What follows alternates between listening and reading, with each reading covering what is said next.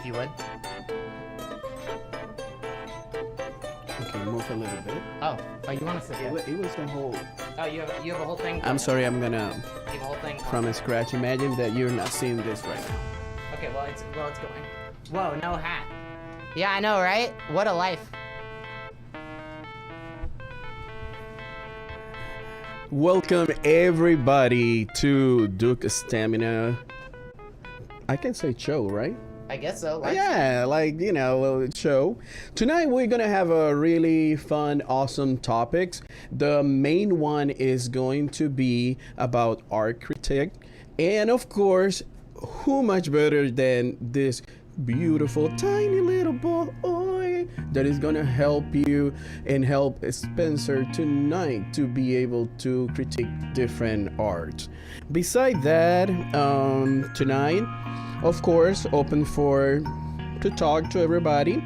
Even though I'm not gonna be in here, I just want to leave you with the main one. The only Duke is Stamina. Oh, there's already music playing. Oh yeah, I know, but I put this one over. Have a great night, guys. Enjoy. Oh, God. Oh, the cat. Thank you, baby. I love you. Hello, friends. I know he's the best. The absolute best MC I could have ever asked for. Best main character. How's sound levels? Can you guys hear me all right? Oh, wait, I wonder if you guys could even hear them. I bet y'all can't even hear music, can you? I probably don't have that. Oh, wait, no, you can. It looks like you can. Alright, well, that's good. Well, hello. I can hear it. Hooray! Is it too overpowering? Who knows? I don't.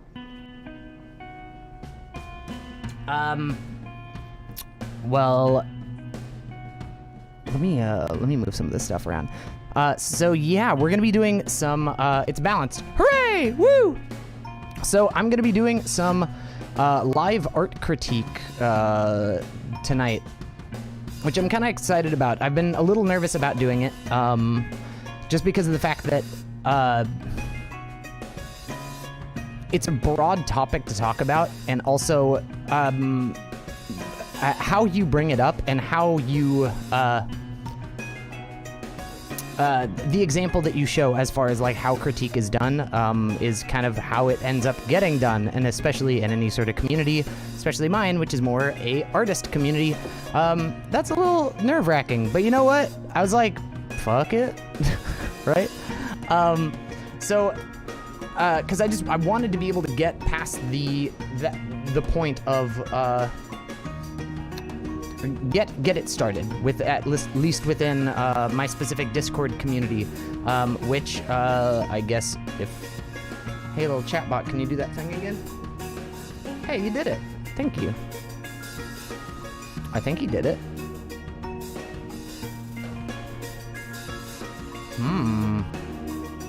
Yo, what's up, Trash Fam? Oh, okay, cool. So that stuff is popping up. Huh? Are you not Discord? There we go. Hooray! Oh, shit! Damn, is that a sub? Oh, Will, what up, baby? Oh, hell yeah! Hello, this is Trash Fam. Okay, so... Sorry. I thought it was the cats getting into something. So yeah, I don't know. I'm really excited about this. Hi, hello. Yes, I am here. Hola. Oh baby, can you give me one of them green teas? Thank you. Damn. Arigatou gozaimasu. Okay, so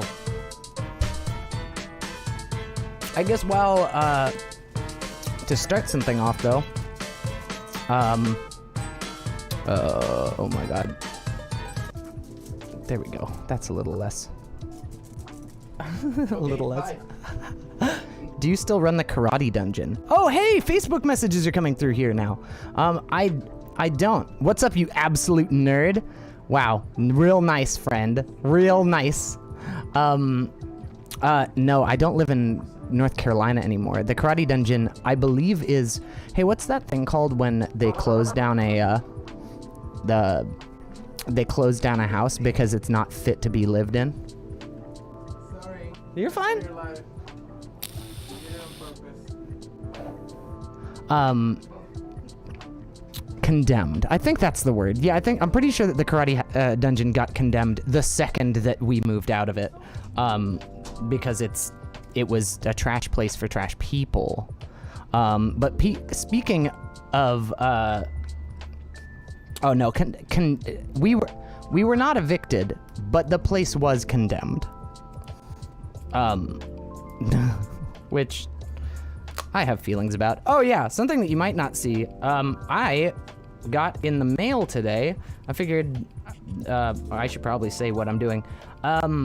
So someone had hit me up about a week or so ago about reviewing something in conjunction that had to do with my the macro keyboard video that I did. If you guys are familiar with that, that's a lot of great. Yeah, that's sad. A lot of great things happened in that basement. I know, right? That was a real place. That was a real place. I have to remind myself of that sometimes. That was a real place. So this guy hit me up that runs a piece of software called, I think it's like called Tablet Pro.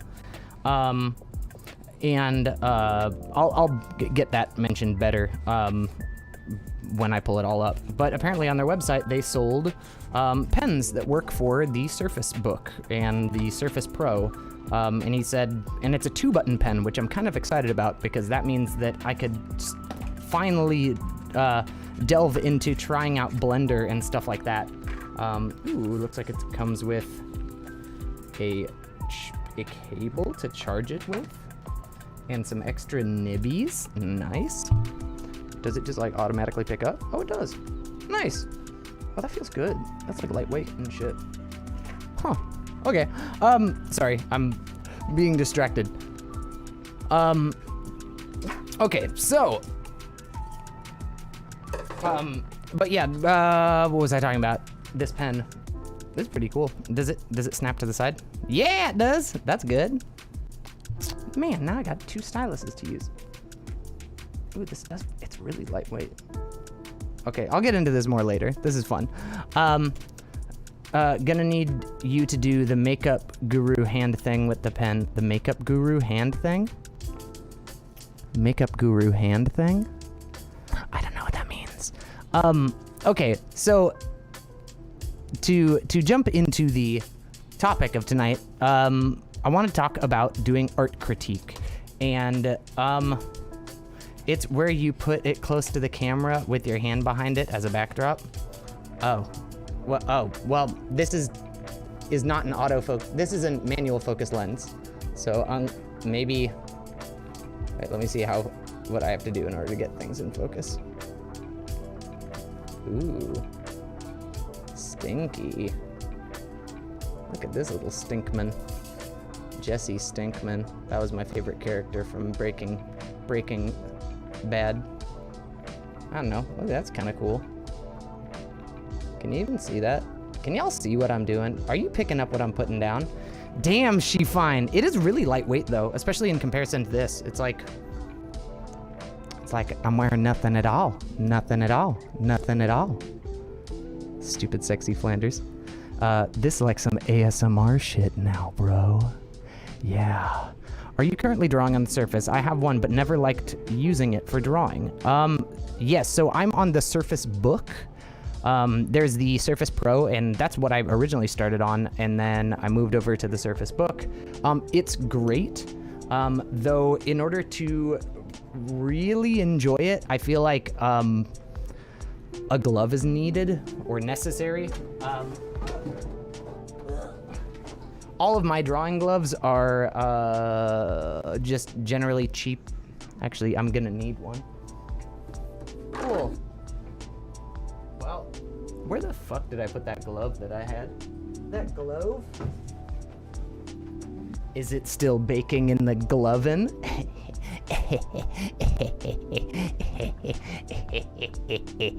Okay. Cool, so sometimes I need a drawing glove and sometimes I just can't find mine. So in order to do that, what do?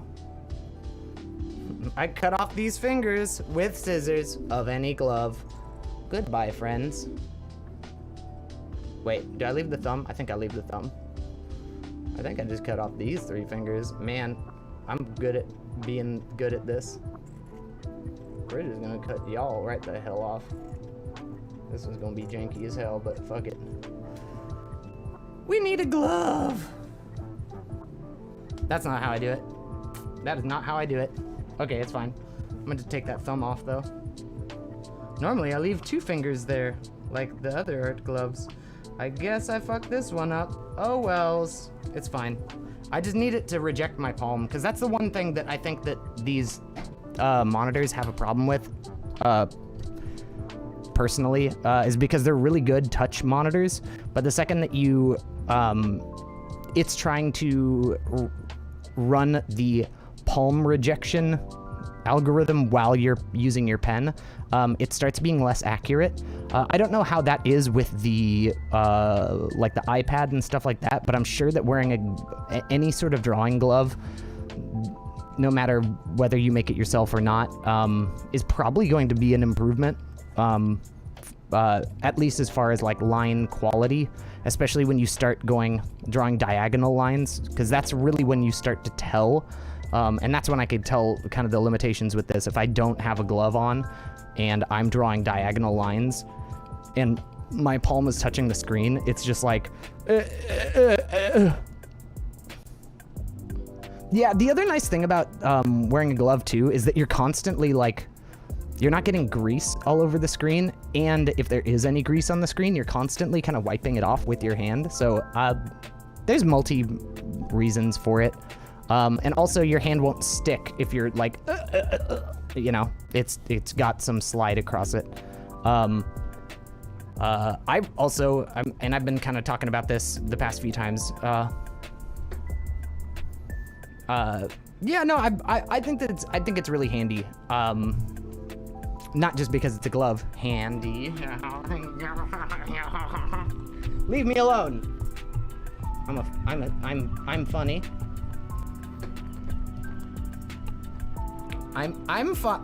I'm funny.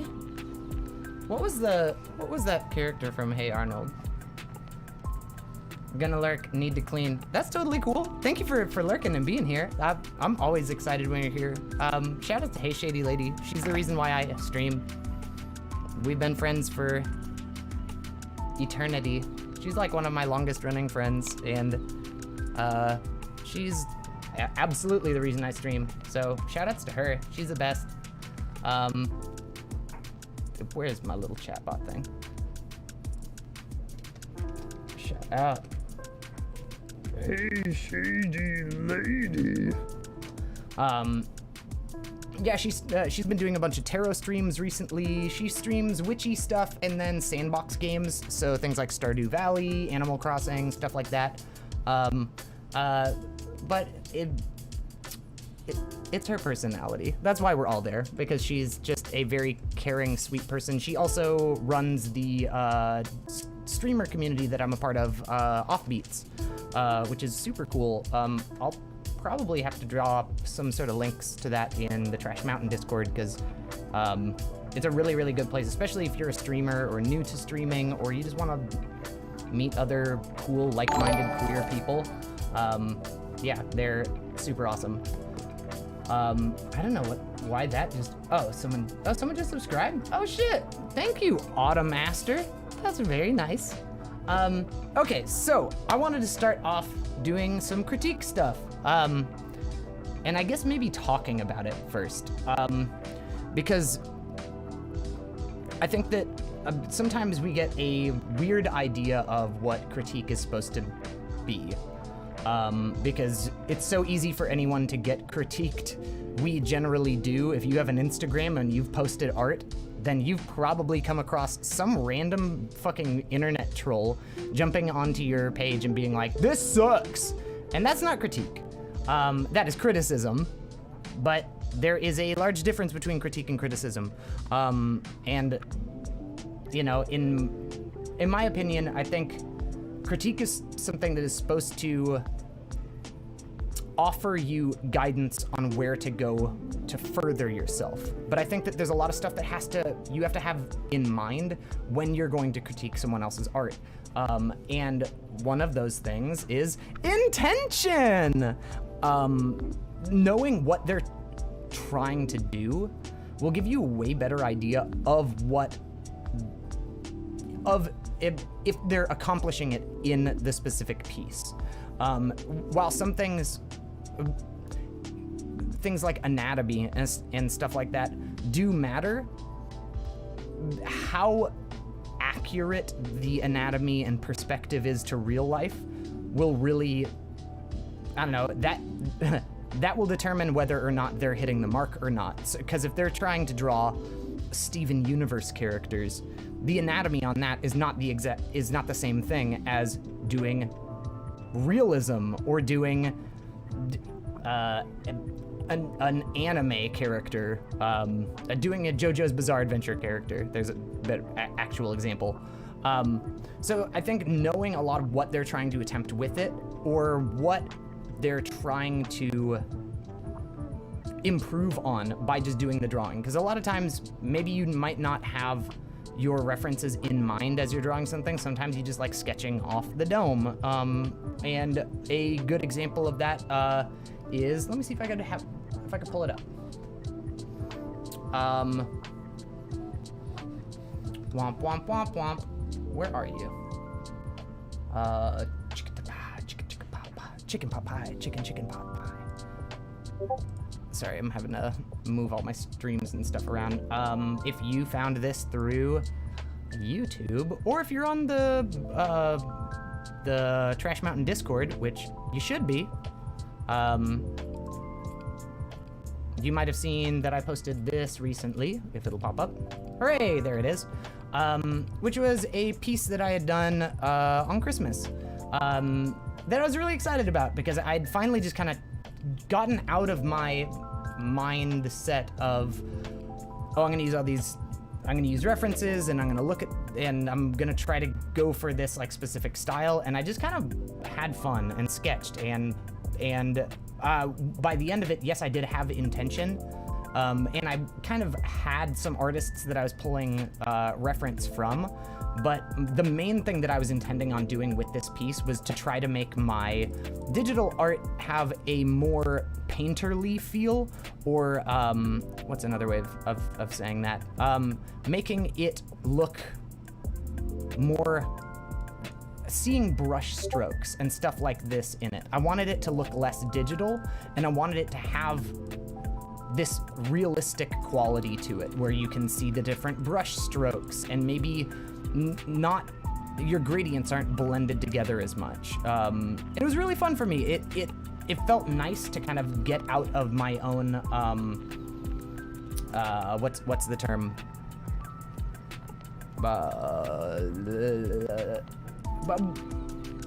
My usual style, and try to do something that was much looser, and go into something without really thinking about, I don't know, without thinking about much. So, jumping back to it, knowing the artist's intention of what they're trying to do or what they're trying to improve on will give you the ability to give better critique. Because right now, if I pull this up, and I'm like, well, I was going for realism, you could be like, well, that's nice, but this nowhere goes for that. That's exaggerated proportions, exaggerated everything, and that was the purpose of it. So I do think knowing what the person was originally going for, but I think one of the other things that I'd like to talk to the people that I hopefully have jump in and let me review their work while we're streaming.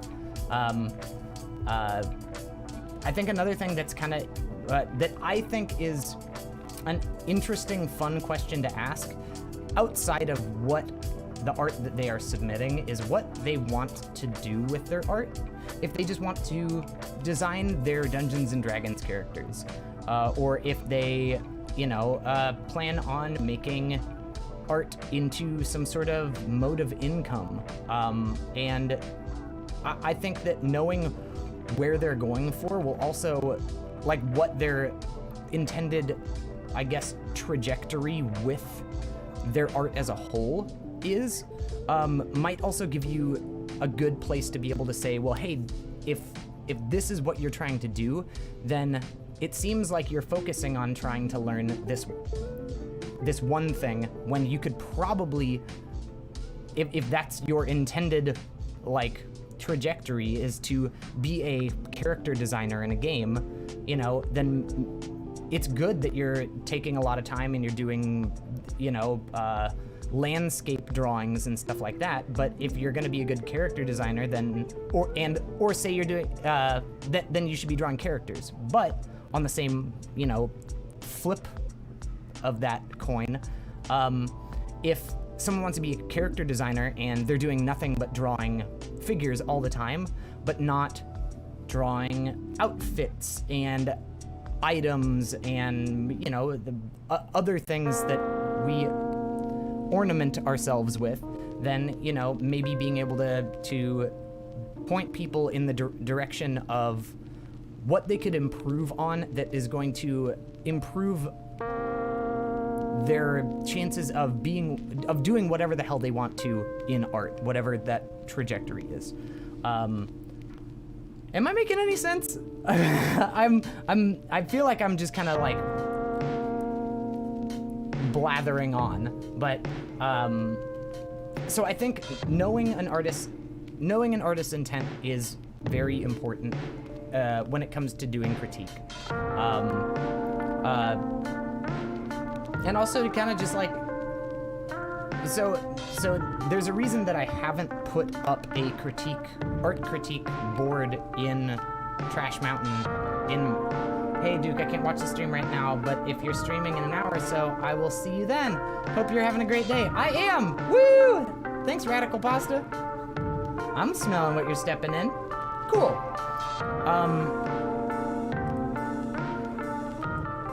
I gotta turn that music down a little bit. But yeah, so that's... Okay, good. Mic levels are good.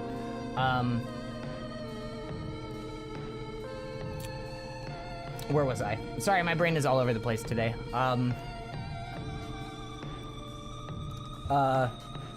And I really want to get to play with this pen more.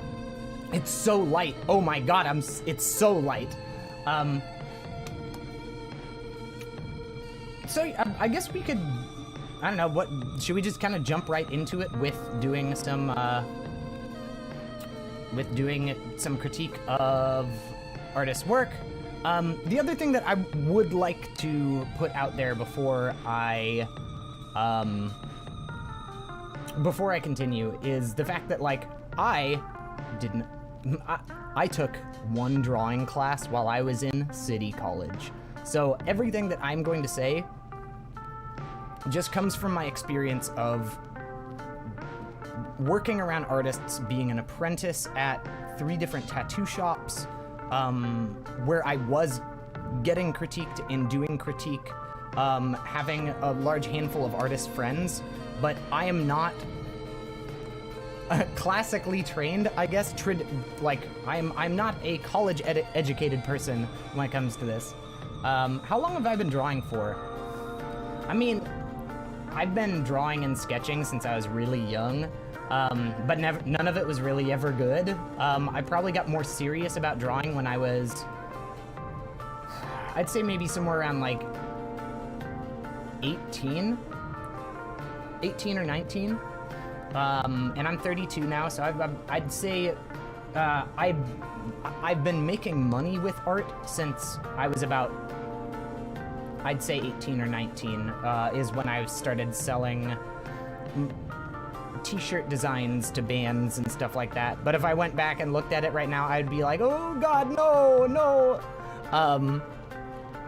But I've been doing, you know, everything from like merchandise design to graphic design and stuff like that for probably, you know, 18. Yeah, about 11, 12 years. So if I'm just willing to give out some critique if you guys are interested in it, but it's also one of those things that, like,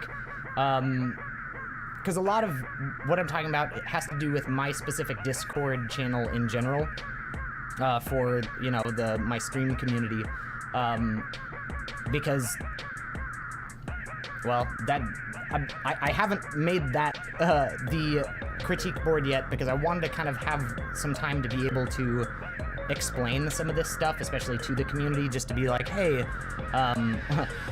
please only critique things that are put in here and not just the stuff that is being put in your art, because not everyone's always asking for critique. I know I'm not always asking for critique with a lot of the art that I post. And also, receiving critique is one of those things where just like if you're an artist, you feel very emotionally attached to your art to the point that it's almost a part of who you are. So the second that people start critiquing it, I know myself in the past myself probably in the present, because I haven't gotten critiqued in like a year or two, but I get defensive, and like the most important thing that you can be doing if you are giving critique or getting it is listen. It's all about communication. Like, just listen to the other person, ask questions, and if you yourself are getting critiqued, listen. Like, listen. It might not be what you're hearing at first that you might not be hearing their intentions at first as what they're trying to correct or what they're trying to point out about your art. So, you know, listen, let them finish, and then also make sure that if you're confused about something that they're bringing up, you know, ask them questions. And also, if you're giving critique, the best thing to be able to do, it's one of those, like, if you don't have anything nice to say, don't say anything at all, golden rules. But if you are going to, because for me, my artistic capabilities aren't that of some incredible fucking painter. I know what I know, but what will be trying to do is at least try to give some sort of resource for where people could find information on what it is that they're specifically trying to work on. I think that a lot of it is just, you know, taking time to talk to the person about what their art is, and generally it's best if you are able to look at more than one, if you're able to look at more than just one piece of their work.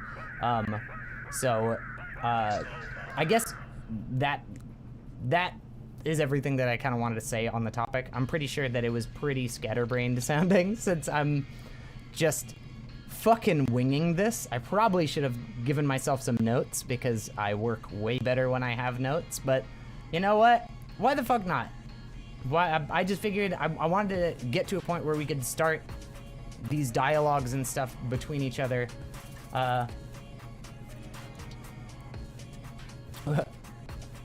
Well, I think... Fuck notes. Fuck a note. Oh, also, one second. I saw something that, fuck vector layers. Well, that I cannot agree with. Did y'all ever decide a Jackbox day? Oh, that's a very good question. One second.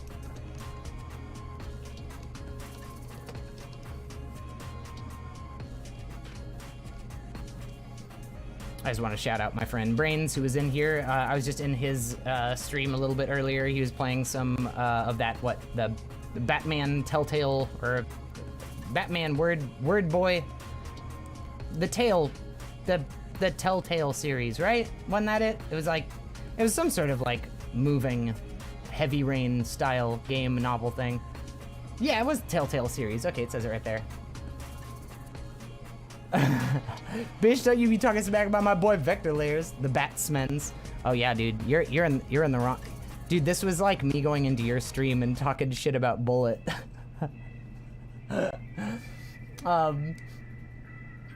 We all about that vector layer life over here.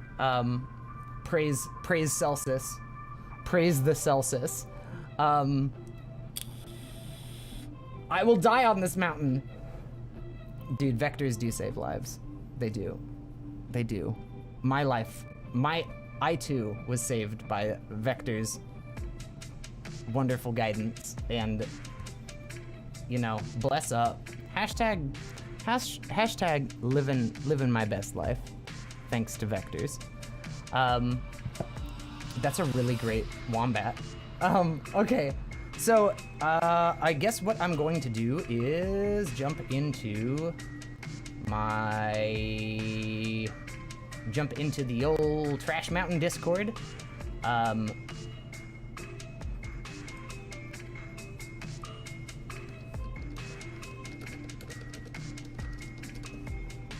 And put a little message of who wants to go first? I do love him as well. He's great. And please someone go first, because if I'm just here like, and no one is like, hey, I'd be willing to do this. Becker! Okay, cool. So what I guess I'm going to do, is, I guess it's time that maybe I could turn the music down to like 2%, or like 1%, will it do that? Fuck it. I don't need no music, because what I need is my boy Becker. Okay, cool. So the line has started in general chat in Trash Mountain. If you would like to jump in, please set yourself something. Also, so I'm going to be calling you. And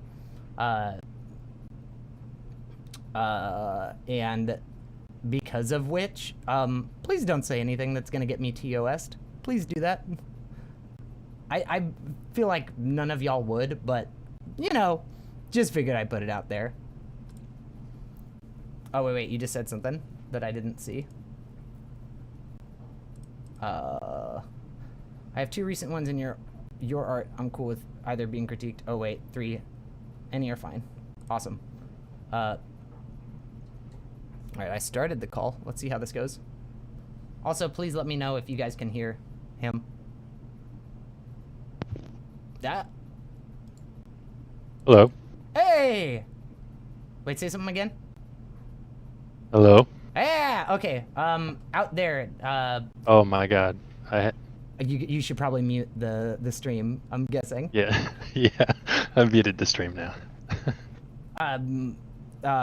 Okay, so you, should I just be calling you by your, like, @ name, Becker? You can call me Matt. Okay, Matt. So you were saying a second ago that, the art that you wanted me to pull up was the stuff that is in the Your Art section, right? Yeah, any of those are fine. So, I guess give us some background on your kind of art background. Like, when did you start drawing? What is your, like, preferred medium? Stuff like that. I started drawing in, I don't know, grade school when I was super young. I learned to draw with a How to Draw in the Marvel Style book that I had when I was a kid. What? Sorry. Oh, do you have it? Are you talking about this one? Hang on. There's a delay. Yes. Yeah, that dude, one. this is a great book. That's how I learned to draw. That's awesome. Good book. And it's always been a hobby for me. I briefly considered going to art school, but then I was like, actually, I kind of want to make money. so I studied computer science instead. Nice. But I still do art a lot as a hobby. I just recently got a tablet and started doing digital art. Nice. Yeah, it's, oh my God, it's the best. So as someone who grew up using pencil and paper, like, I'm always trying to, I've been working for years to get as comfortable on a tablet as I am with paper and pencil. And I know that that's such a fucking, like, boundary to have to leap over at the start of it. But man, once you get there, like, the ability to have this little computer that you could bring anywhere and have any size canvas, any kind of brush or color, like, it's just, I don't know. The future is super cool, especially for art. Yeah, and especially with, like, I just recently got Clip Studio. I switched over from Photoshop. And it feels a lot like painting with acrylic or something, except I can do infinite layers as fast as I want to. Yeah. Yeah. And that's great. Or, hey, I'm going to bring in this reference image, and I can't draw hands, so I'm going to just steal this hand from this picture I found. Okay, cool. There we go. Now I don't have to worry about that as much. Like no need for, like, you can't put a canvas on a fucking tracing table, you know? Right. So it's the shit. I absolutely love it. For some reason, I'm not seeing the Your Art. I can just send them to you in this call, I think. Yeah, that's totally cool. How come I'm not seeing the Your Art category? Am I crazy? Oh, lol. Okay, never mind. I found it. Oh, okay. All right, so let me pop some of this up on screen. So the last few pieces that I see of yours are the I'm making progress on it. It's a little less derpy, lol. Yep, that was my D&D character I just did. Yeah. So this is really great, by the way. Like, I like all the colors. The color palette's really nice. Like, and this is kind of your character's design. So I take it, just kind of like knowing my own art. Like, I feel like you had like a photo reference that you were using for this, I take it, right? Yeah. Okay, yeah. I used Henry Cavill. Henry You can Cavill. tell. Who's Henry I think Cavill? one of my friends immediately said it looked just like Henry Cavill, and I was like, "That's because I stole it." That's because I stole it. Yeah. No, it's really nice. I like the way that you do hair. It's like a lot of what I've heard from other artists is like, one of the like pitfalls that a lot of like up and coming artists do is trying to draw every single strand of hair. And you've got this nice like blocked out chunky form for it, but you can still see the individual strands. It's very good. So as far as like what you are, what is there like a specific style you're going for with this, or is this just kind of like whatever I can make out of this kind of traced image? I guess I was attempting a kind of dramatic portrait sort of thing, like if you had somebody posing for headshots. Right. Well, what I see right now is like you've got line work, so it instantly has like an illustrative style look to it. And you also have like the smooth blended lines and stuff like that, so it's got a painterly feel while it still has the line work there, while most like, I don't know, some people will say that like a digital painting, like if you're relying too heavily on lines to tell what's going on, like then it's not as much a digital painting as much as it is like it's just a digital illustration of something, with more concrete, with what's the term, more value and stuff as far as like the shading is considered. It's not cell shaded, it's not like an anime drawing. Oh, I see what you're saying. Right, because it still has line art there, So right off the bat, like looking at it, I really dig it. I think that if you're going to have this blend of like line art and what is it called?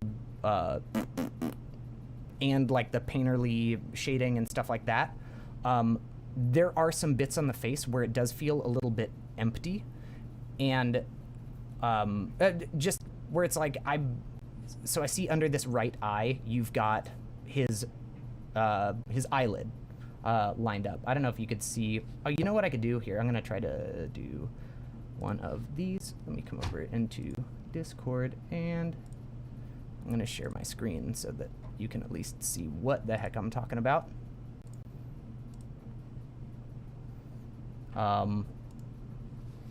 You could see my mouse and everything, right? Yeah, I can see it all. Okay, cool. So like right here, you've got like this line underneath this eye that's showing his, the bottom of that eyelid, where over here it's not shown again.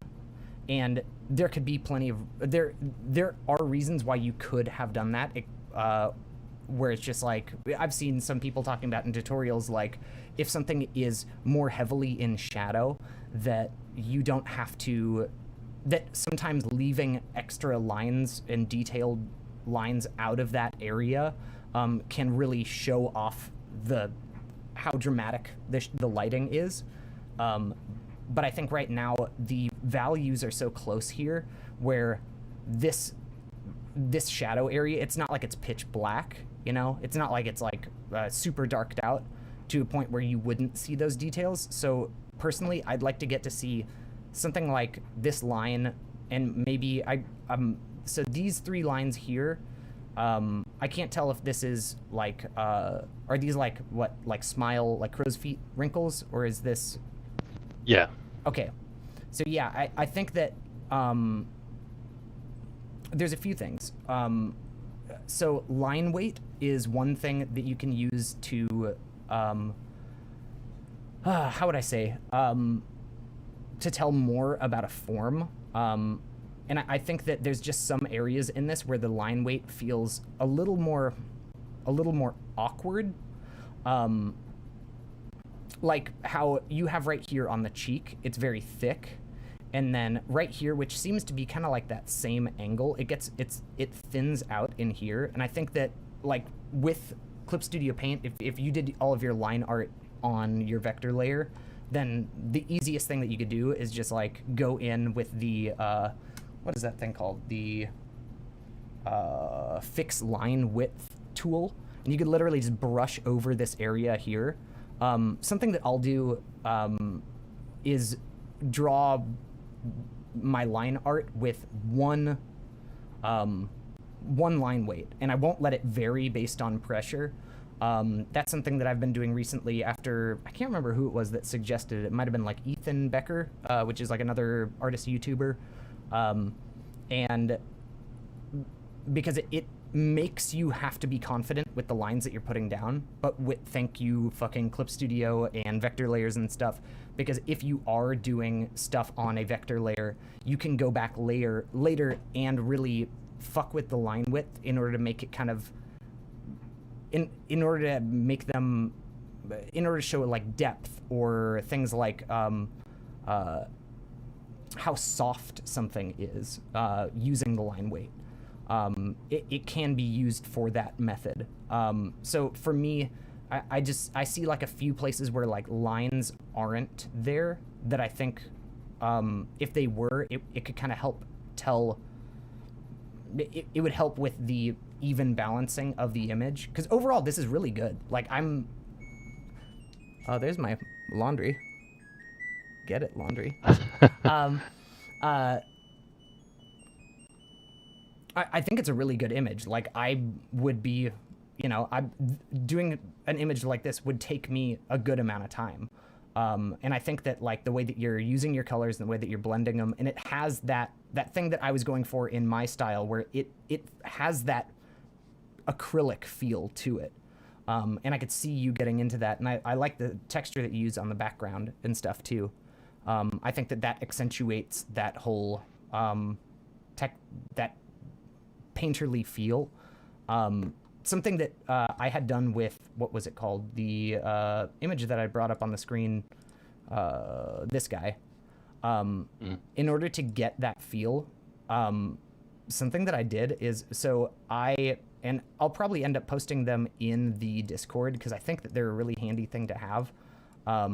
So I went, me and my partner went to Portugal, and one of the days that I'd been shooting photos, that my camera did not leave my hands the entire time that we were in Portugal. It was like my first time leaving the States. It was super exciting, and I was just taking video of everything. And then one of the last days, I just started walking around and taking pictures of different textured surfaces. And because I've got like a nicer camera, I've got these very big, high quality images of just different textures, and being able to put that like on top of your whole image and then setting it to multiply, and then maybe setting the opacity at something like 15%. It adds that extra bit in here that I think I have a picture of this image without any of the texture stuff on it. And you'll see like how quickly it goes from looking a lot like the image that you had just shown, or that I'm showing of yours right now. I think this is it without it. Maybe I could bring you up and pull you over here. It's gonna take a second because it's absolutely massive. Yeah, so this is it without that texture on it, and it's still like, it still has a lot of that like brushwork feel because a lot of the brushes I was using had textures and stuff in them. But like the difference between how digital this as a whole looks versus, oh god, I probably should not flip through my images on this, versus this, like I think that just having that extra little bit of texture, and that's really that's just like an opinion thing, but I personally think that like it adds just that extra bit to make it feel like, is this just like a photo of, of something that some dude drew on a wall, And I think that's kind of cool. But okay, I've kind of gone on for a whole bunch. Let me pull that image of yours back up. Where are you? There it is. Thank you. So what do you have to say about this piece specifically? What do you mean? Are there any sort of like artists that you feel that like as you were working on this, you're like, oh, this kind of feels like blank, or I wanted this to kind of feel like blank, like this artist or this artist, or were you just kind of going into this with, I just want to illustrate my character? I guess with this, I didn't have a specific artist in mind, but I was kind of taking my own style and trying to make it look more like, like the D&D rule book. They have a kind of specific style that all of those. Yes. I was kind of trying to blend my own style with that. My own style, if I'm just going off of what I do off the top of my head, would be something more like my self-portrait that I also recently uploaded. Okay, let me pull that one up. And I guess I was taking that and trying to dial it back into a more kind of muted D&D style. So I love your self-portrait. This guy's very good. Let me. I like the kind of like graphic novel boldness. Yeah, style. Absolutely. I think that, and so this seems like. So how much time would you say you spent on the self-portrait? Also, do you own a grill? No, I don't. Okay. I wish I did. Oh, same. Shoot, I think I spent probably 6 hours on this. Okay, cool. Sorry, I was reading I just realized that I still have a chat.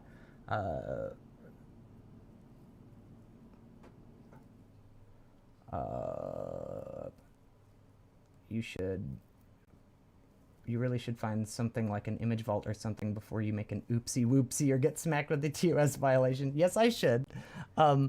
Okay, so you spent about 6 hours on this. What took the longest amount of time with this? I probably spent the most amount of time just experimenting with colors. Okay, so this was kind of just like that's what I use fucking self-portraits for as well, where it's just like, I'm just going to use my face to play around because I'm not going to get offended by the end. So, yeah. I actually said that to a friend as I was drawing it. I don't usually do self-portraits, and then I was like, I suddenly realized why artists do self-portraits, and I was like, because I'm doing things to my own face that I wouldn't feel comfortable doing to somebody else unless they'd asked me to. It's much easier to experiment with yourself.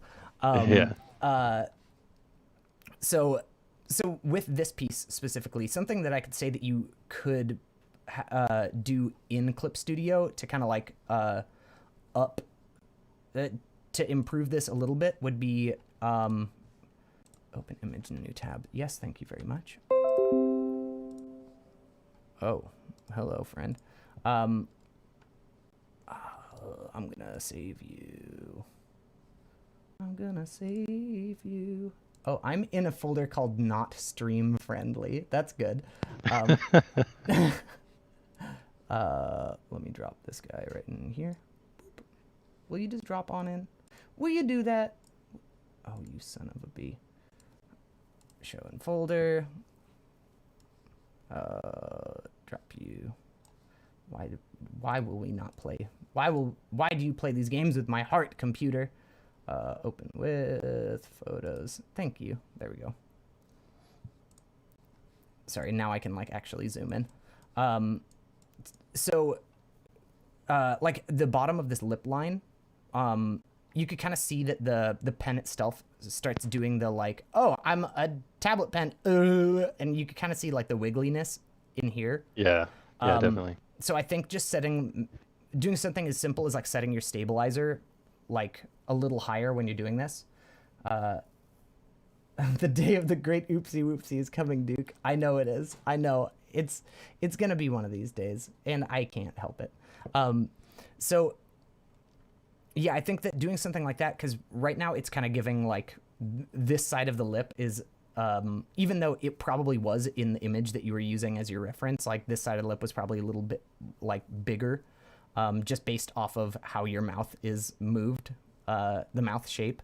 But I think right now what you're running into is like this thick line right here is like eating into this space, making this seem much like wider and like less even than this. I don't know. Is that making sense? Yeah. No, Okay, I see cool. what you're saying. So the one thing that I'm kind of seeing throughout this is or I guess based on the two images that you've. Oh, you didn't understand, did you, motherfucker? Sorry, my Google is always listening to my thoughts. I think that something to work on would be a bit of your line weight and like how you're using it, and thinking about like maybe starting off with one solid line weight for everything, and then going in and then changing the line weight maybe closer to the end of it, because Yeah, that's actually something I'm definitely going to try. Because line weight on digital art, specifically on a tablet, is something I've struggled with. It seems hard sometimes to control. Same, and that's Exactly. and that's why I think that like just setting your pen to not do the line weight thing, because you could go into the Clip Studio parameters at any time and just say, hey, no, don't don't vary my line width. I think it's the second that I started doing it, I found it really handy. Something that I will do with that though is like I'll set the opacity to the pressure, but that's if I'm trying to do something like shading in with it, so I could kind of like use it like a pencil. But as far as like doing the actual sketching and stuff, especially with vector lines and the vector eraser tool the way it is, I think that you might end up seeing more of a like faster improvement, because there are some things that you could do if you want that like graphic novel style, especially with your line weight. And one thing that I've been shown before is think about the closer you get to the center of your image, have your line weight get thinner. So the thickest line weight should be around the outside of your character when you can make it. Because right now I like that your hair in this doesn't really have any sort of like solid lines like around it. It's its own texture, and I think that's really cool. So being able to go in with like right here where you've got your headphones and stuff, and having maybe a heavier line weight on these headphones and stuff like that. Oh my god, my cats are ruining something in the trash. Get out of the trash! They're part raccoon.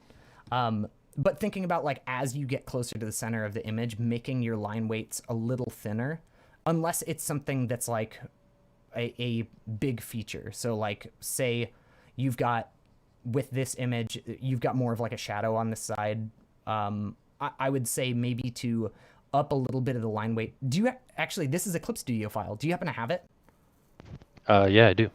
Could you possibly drop it into our conversation? Because I might be able to show kind of hands-on a little easier what I'm trying to explain.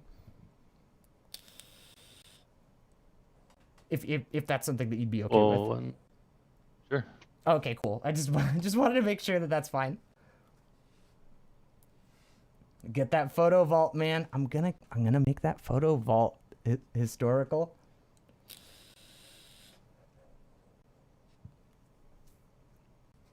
Oh god, where is my Clip Studio? I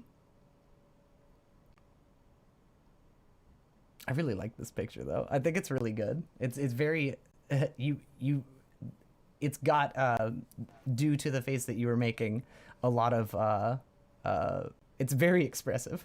It is. And it shows a lot of personality in it.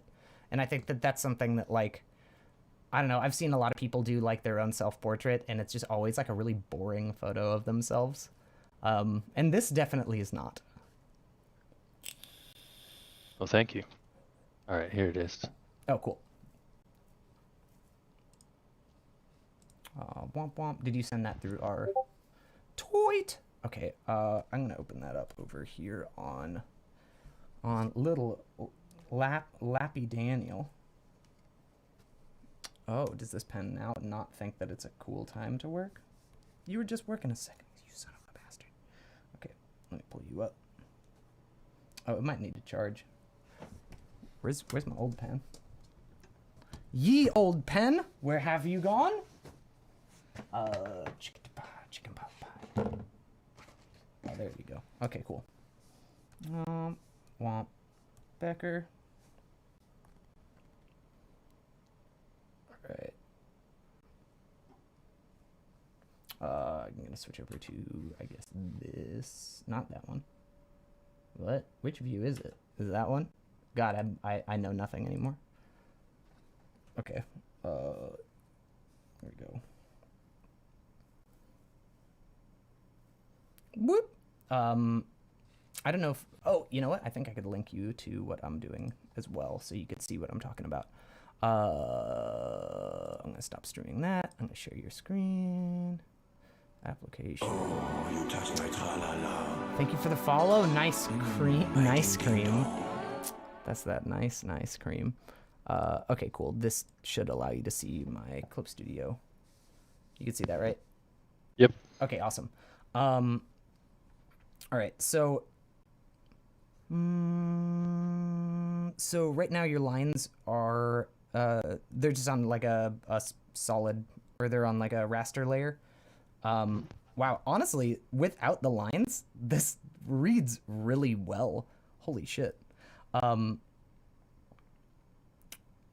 So here, I'm gonna make a vector layer real quick. So that's something that, like, right off the bat, if you're doing line work, I would suggest doing it on a vector layer. Are you familiar? Like, when I say that, does that make sense to you, using a vector layer? Yeah, I've been playing around with it a little bit. Okay, cool. So I'm gonna kind of get rid of those guys real fast. Or actually, I'm gonna get rid of everything else real fast. And I'm gonna take your normal layer, and I'm gonna just bring the opacity down just a little bit. And then just like a G pen, and come over here and tell pressure and tilt not to affect it. Cool, and be on the actual correct layer. So coming in with this guy, so right now, so something like, even like this line right here, where it's just like, wow, wow.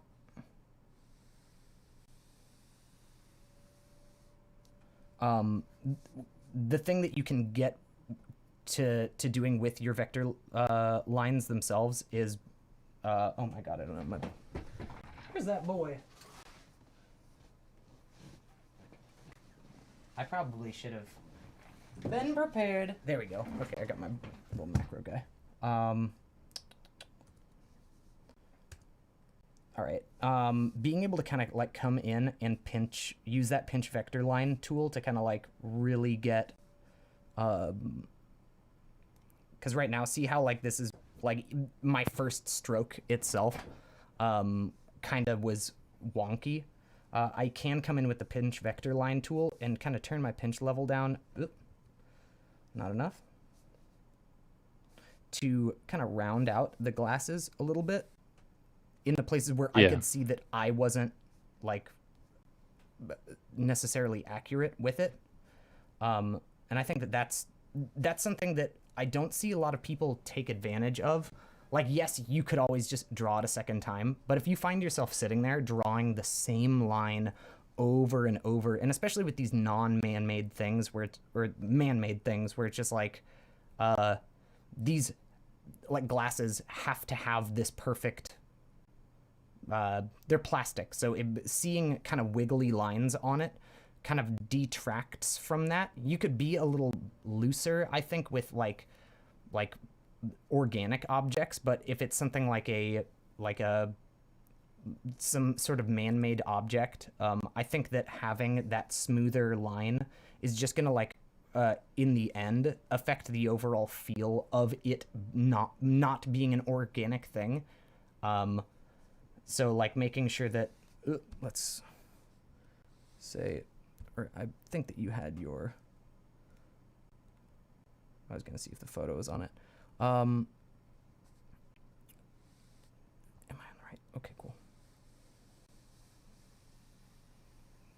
Well, let me get rid of that other vector line real fast. Bump it bump. You can see what I'm doing, right?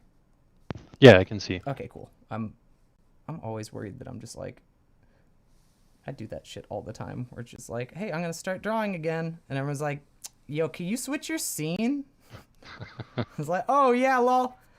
So like even right now, coming in seeing this, like I could get into that pinch vector line thing and start kind of making sure that the width on this is like better evened out than I was originally doing, just by kind of like pinching it like ever so subtly to make sure that width is coming through. Let me turn that pinch. So the pinch level is going to be like how would you explain that? How far from the point of contact it's going to grab from and like start pulling. So the second you get lower, you could grab little pieces of it like that in order to manipulate them.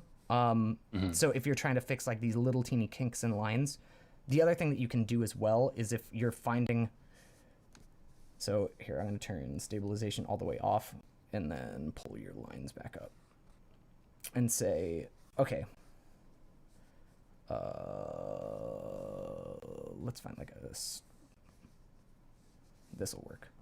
So like this line here. So I'm going to have stabilization off and I'm going to kind of like purposefully be a little jagged.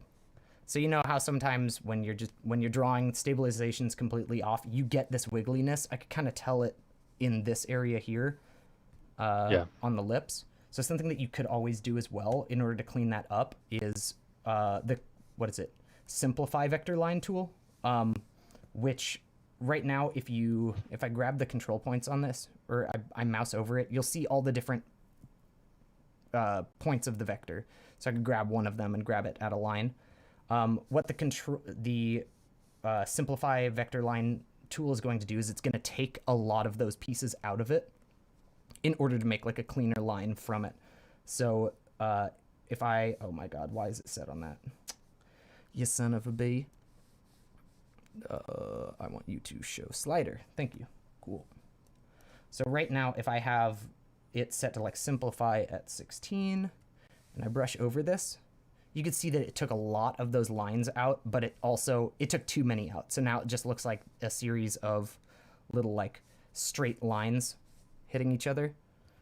So I can undo that, and then I could set simplify down a little more. Try to find maybe a good medium. So something like this, where you could still kind of see those kinks in it, but the second that you start using that pinch vector line tool, as long as add control point is checked off, then it is going to do exactly that. It will add control points as you're moving it. So even those like that first one that I had done with this, where it's like simplify vector line, when I think I had it set at like 16 or something like that. Yeah, where it was like these really sharp, pointy lines. If I go in, it's gonna start adding more control points in it. So here, I'm gonna undo all that and just kind of show what I'm talking about. So if I put it on here, you'll see that, there we go. So this is what it had turned it into from this. It turned it into like a series of maybe like, 1, 2, 3, 4, 5, 6, 7 control points. But the second that you grab that pinch vector line tool and have add control point on it, it's gonna add them as you're pinching it. And kind of the reverse is also true, that if you have it off, it's just gonna move it based on the control points that you simplified it to. But like you could see, like,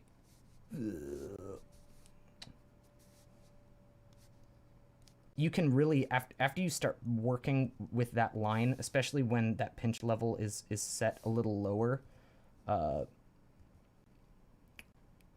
you can definitely start like kind of bending it exactly the way that you need it if you kind of spend some time with the line itself, you could get it to look a little less jagged, just by, pinching and moving it around. And you could go in there also and just simplify specific parts of it, where it's just like, this part kind of sucked. All right, there kind of felt a little awkward after you've done the pinch vector line thing. And I know that's like not a perfect line by any means right there.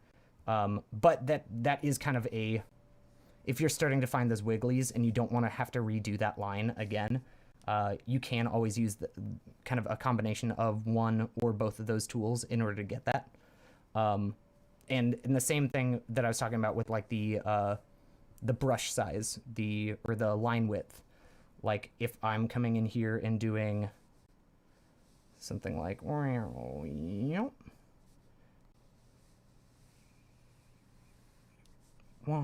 then this guy, something with teeth that you'll find is the less lines you put into your teeth, the less gross they look. Something that I like to kind of do in order to, if I want teeth to look like attractive on someone, is a lot of the lines will be things where I'll just kind of like hint at them, where it'll be like, ooh, God, that last one was a real brush stroke, wasn't it? I will say I was definitely going for gross teeth on this one. Okay, typically, yeah. I would typically do less lines. Oh, okay, good. So that man, what is going on with my pen? It's like letting go later. I was like channeling some like Diane Wood vibes right here. Oh, I love the it. Teeth. Man, fucking, they're so good. They're so good. But yeah, a lot of times, like with that, like especially with the gum line, like if you just kind of like hint at it, it's gonna be a much more attractive thing for people to look at. But I do appreciate going full blown like, oh no, I'm gonna make these teeth, I'm gonna make these boys look nasty. Because even like people with like absolute just like fucking, my dentist is my dad and also my boyfriend. Like people with absolute perfect teeth. Like if you outline their teeth, it always looks gross. Yeah. But yeah, all I would really think to say with a good majority of your stuff is that just some of I think the line weight at times isn't, I don't think it's the addition of having extra line weights throughout your pieces. How would I say it? It's not adding to it at this point. Like, I think that knowing, like, kind of getting a better feel for, like, using line weight in order to achieve a specific thing, like trying to get it, like, if you want that graphic novel style where you start bold on the outside and make it thinner towards the center, stuff like that might, like, that would be good. But right now it seems like it's just kind of being used loosely, not really, like, I'm trying to say it in a way that doesn't sound like I'm an asshole, because I always feel like I'm an asshole and I'm critiquing, so I'm sorry. And I'm also gonna apologize. Like, I asked for this. I know. No worries. I know. Well, it just seems like maybe it's not being used with intent. Like, you know that because I have been and am oftentimes there with it as well, and that's why recently I've tried to just stop using it at the start, because I feel like it maybe learning more of what you can achieve with line weight by using it in specific ways would be kind of a handier use of doing it in the future. But right now, like, without intent, I think sometimes it's like detracting from what the image could be. Because honestly, like, when I take the lines off of this, it's still just like from a personal level, I almost like the way that this looks than I do when it has the lines on it. So there is one extra thing that you could do, and this is something that I do when I start doing my digital paintings, and I guess it's a taste thing, but doing something where, like, say you took your line layer, and then make like a clipping mask above it, and kind of take those lines and then take a darker version of whatever colors on the other side of them, and coming in here and like giving the line weights some color based on what they're containing. So like with these, Okay. so like with the lips, maybe, add a little more red into it, and then like with the teeth, since they're maybe taking this dark brown color and like applying it to the lines in there as well. I've explained this look before as like the Disney look, because that's what they do with, like, if you look at Little Mermaid and stuff, they'll do this with that, where the line outside of it is showing you like a darker version of the color that's inside of it. So like their skin tones will have like a red or like a dark brown, reddish brown outline on it, while if they have like blonde hair, it'll have like a darker, like orangish brownish color to show like the difference between, oh, this is containing that. But once you have that done throughout some of the images on your throughout some of the lines on your image, what you can do, let's maybe darken that up a little bit more. Something that I think would look good with your style would be coming in here after you've done that and simply like at the end of it going merge visible to new layer, and then coming in with something like the spatula tool, the dry spatula that isn't pulling any new colors, and kind of like, oh, is my computer doing the I need to save thing? Oh no, it's doing the I have way too big of a brush thing, and kind of blending the line into the color on the inside. So Is that stock Clip Studio, the dry spatula? no, so that essentially I could make it with I'll just take like I'm just gonna like duplicate the G pen. All right, duplicate subtool, and this was that G pen that I had. What is it called? Turned the brush size off of a second ago. So brush size is no longer, or pen pressure is no longer attached to the brush size. Right. And I should be able to go into ink, blending. Color mixing, here we go. And then I think you take color stretch, turn it up, and turn, I believe, amount of paint and density of paint up. And something I like doing is, right now, since this is like a circular tip, I could either like add a tip shape if I want to, if I have like a material that I wanted to use for the tip shape. But you could also just take that circle and fuck with the thickness and the way that it applies it, to make something like just not circular. Like you'll see, can you see that on the screen where it's more kind of like an oval now? Yeah. And you could use this guy in order to kind of get the same thing. It's just like, it's a blur or smudge tool essentially. But I think what I had made a bad mistake. Color stretch should be set a little lower, because right now it's pulling way too much. But yeah, you could use this. It's essentially like a smudge tool. You can see I'm like just pulling between. Oh yeah. And there's, I think I found on the Clip Studio, what is it called? The Clip Studio Paint Market, or whatever the thing is, where you asset shop. You could get some really nice blenders. I think I got one. Where did I put it? tools, decoration, blenders. Here we go. Mireille's blender was one that I found that I really ended up liking. And it's just nice. I think hers adds a little bit of texture to it as well. That's what I like about the dry spatula tool. This is part of the Daub brush pack, which I plugged in my Clip Studio Paint video. And I'm absolutely in love with all of their stuff. Because not only does it like acts as a blender, but also it puts a texture on it, which is like kind of this canvas texture. So it gives it more of that painterly feel that I think we're both kind of going for. If I was reading what you were saying earlier correctly, where you enjoy Clip Studio because it feels like you're using acrylics. Yeah. Yeah.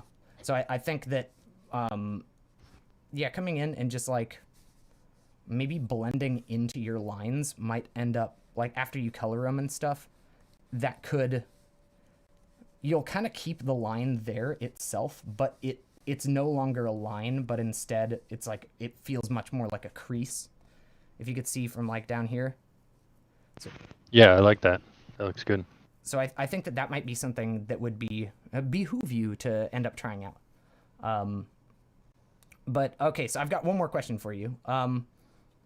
What do you, I know you said like you thought about going to art school and stuff. Like what do you want out of art? Like what do you wish you could be doing with it? Even if it didn't make money, but it was just something that like, where do you, because you obviously put time into doing digital illustration. You've got multiple illustrations on here. Like what are you trying to use it for right now? And what, if you could do anything with it, what do you wish you were doing with it? I guess. Well, right now, I guess it's just, a hobby. It's very relaxing for me. If I could be doing anything with it, as far as like brought up art school, character design is really what interests me the most. Character design for what? For like games or for? Yeah, I guess games is what I had in mind years ago. Yeah.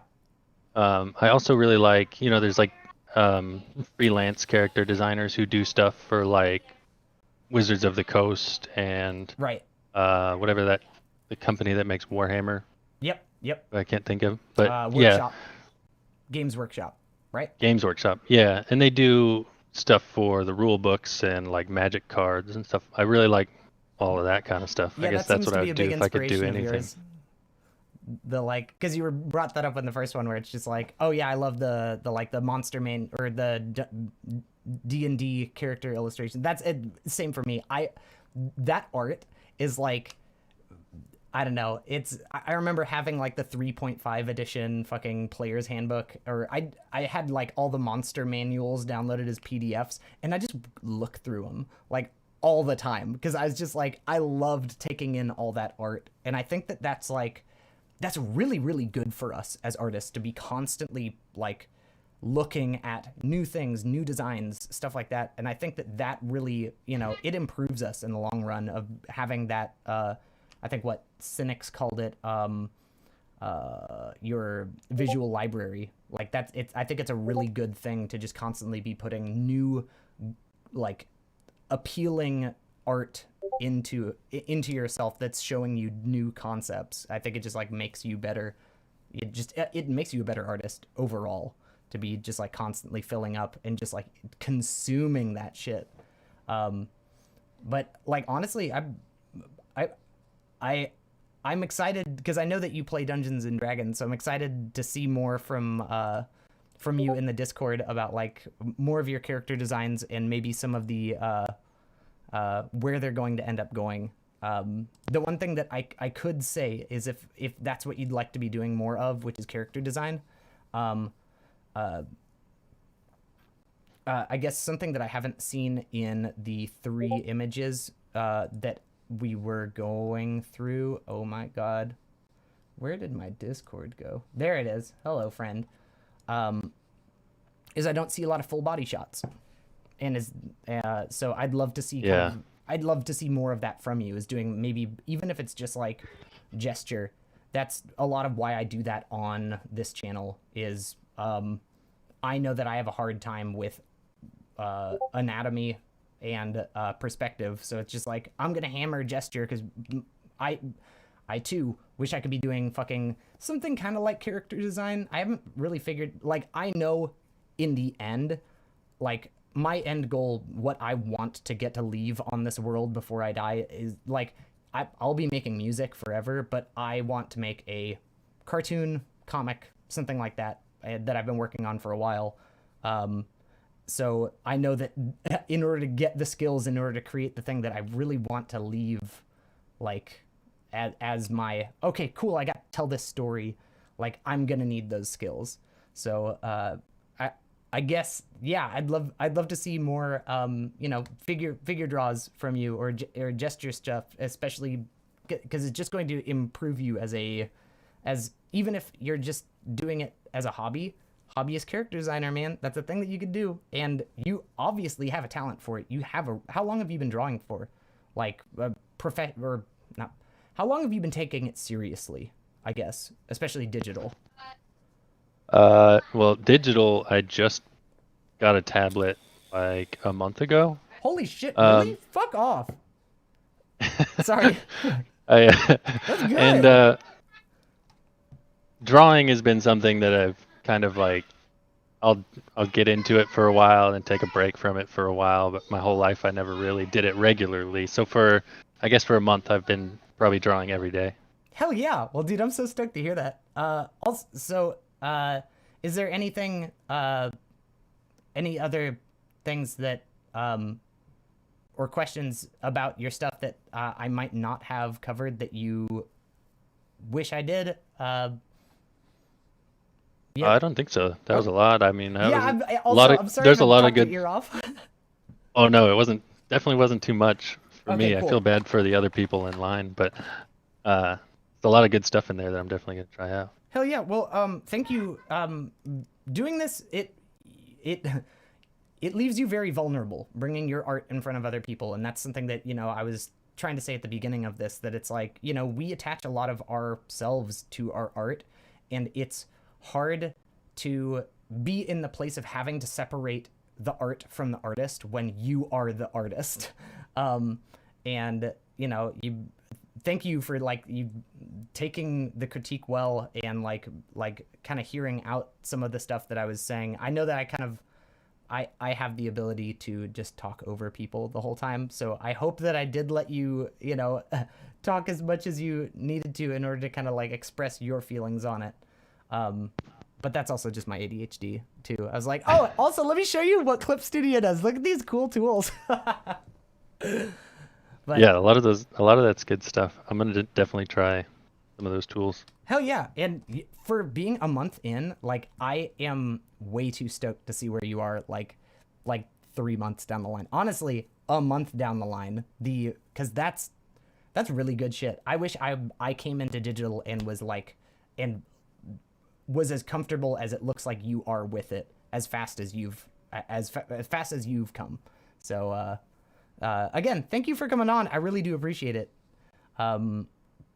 I've also had a lot of help from a friend of mine. Oh yeah. If you don't mind me plugging plug. him. Josh draws nerdy stuff. Oh, He's also a Twitch streamer. He's got an Instagram. He's been helping me a lot too since I started out. That's fucking awesome. I'm gonna go ahead and shout out, because he's in the Discord as well. He's your DM, right? Yeah, he is. Yeah.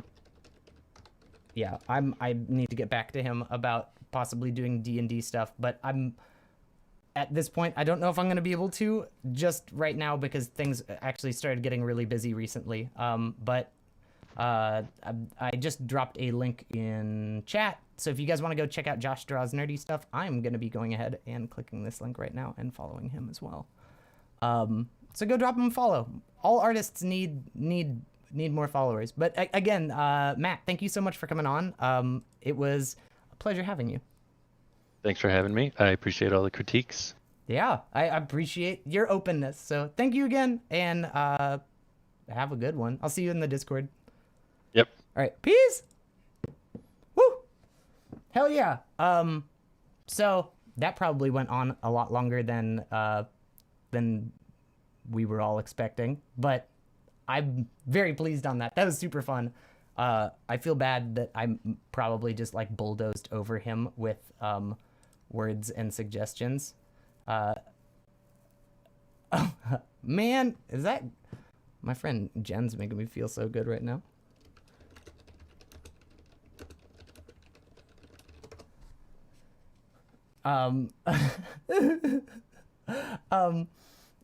Cool. So I'm gonna jump back into the Discord. I know that some people earlier were saying that they wanted to that they too were in line to do this. So let me see where we have whoever is next. Is that general chat? Oh yeah, that was so Max Otter Demon Snowflake. Max, are you? Oh yeah, I see you over here in chat. My internet is bullying me. Cry. No! So I'm going to bring you on next, Matt, if you are cool with that.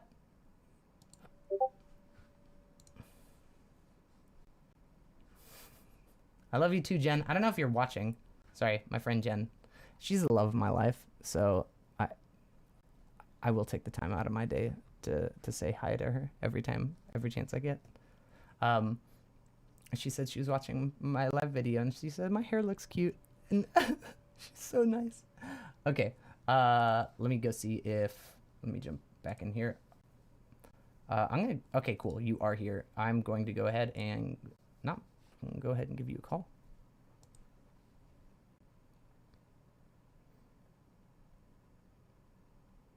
Let's see if this works. Hello? Hola. Hola! Hey! I have no idea how I sound right now. Honestly, it sounds fucking Discord is great. It's so okay. Your sound quality sounds great to me.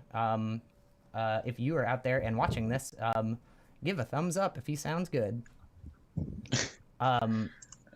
I'm sure that you do though. I'm not too worried. Max, I guess that'll be okay. Cool. That'll be. I just want to make sure. And I did not ask before, but I should have asked.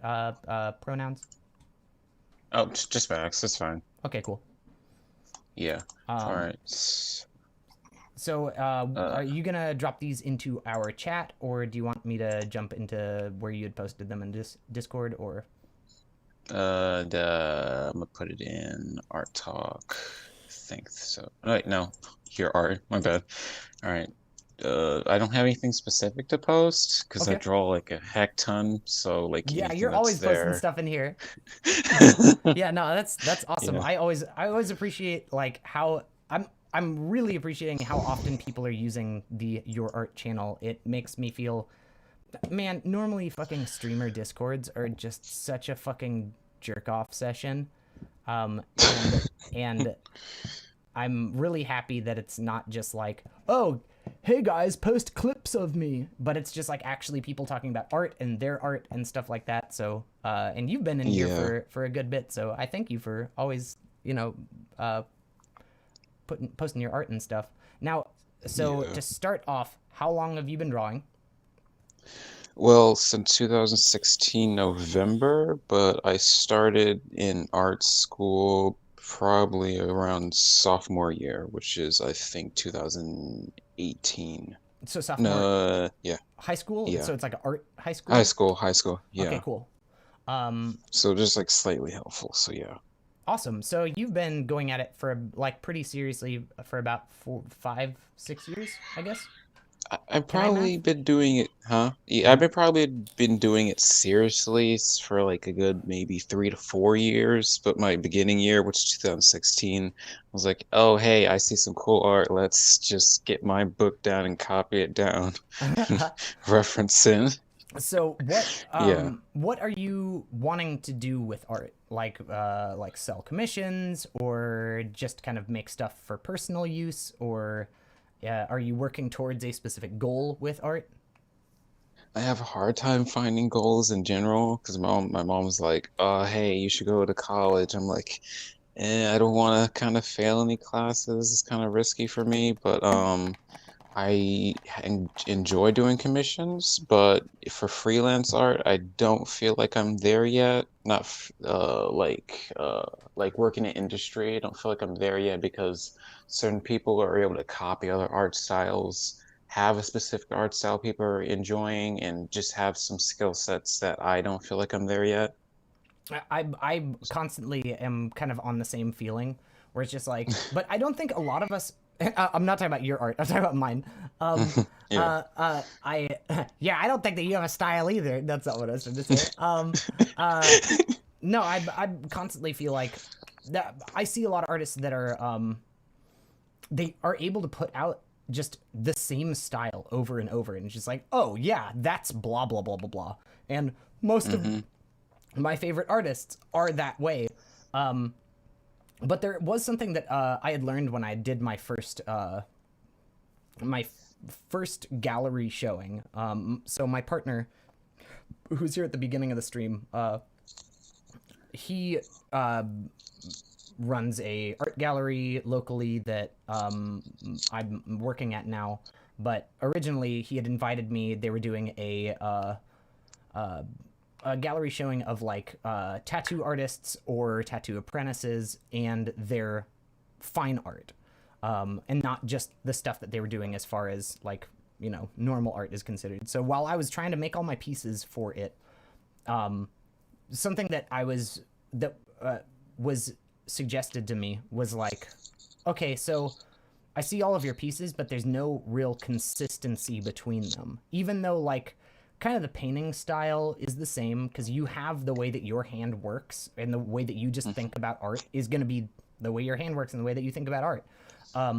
But having like one of my pieces had like my painting style, but then it had like kind of a bit of like graffiti drawn on it, and or like extra like paint smears and stuff like that. And they were like, so this right here, if you copied this one motif over onto the other ones, just incorporated it, so like this adding of like extra graffitied on stuff where it just looked like someone tagged it, like putting their like graffiti tag on a wall. Like if you put that across all of your pieces, all of a sudden it's going to have this consistent vibe to it, and just having this one thing that you fall back on, even though. So I don't do that for all of my art, but for all of the pieces that I showed that day, I realized after I was done, I you know, went through and kind of added some of this like extra, you know, spatula smears onto things, and then on other ones I added some graffiti or increased the amount of it. So when I showed it in the show, it looked like I was this artist that had this consistent style, but it's just because it was what I was showing people, you know, in that. Like if people went on my Instagram, they'd see a hell of a bunch of different art styles, because I'm always, you know, trying new things and trying different styles. And I think that's good for us. I think it's like, that's doing studies. You know, when you are improving yourself and learning, all you can be doing is trying everything, because if you just choose the first thing that like comes to you, that's boring. Yeah. You could have just chosen something boring and wrong. So try everything. Like, so I don't think that's a bad thing to not feel like you have a consistent style, because honestly, looking at your art, when I look at it, it does. I can see it, and that's, I think a lot of times we don't see our own art style, but everyone else can. That's true, yeah. So I don't think that's anything to like feel down on yourself about or feel like you're not there yet. And also, I don't think all of us are really destined for industry work. Like, I don't think that that's the only thing like that there is that you can do as an artist. And I think that we get that idea, you know, kind of put into us that, oh, if I'm going to be a professional, then I have to be working in this one industry or for this company or doing this specific thing with it, when there's so many things within the art world that you can do with art, no matter what your medium is, you know? Yeah. So that's, you know, just, I wanted to put that out there at first. Like, I don't think that's anything to like be down on yourself about.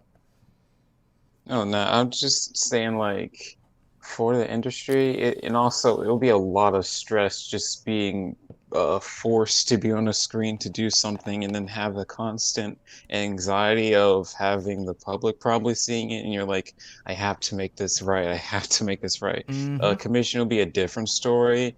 Of course, you're like having that anxiety of I have to get this money in worth because you're paid for it, blah blah blah. But industry is probably more bigger.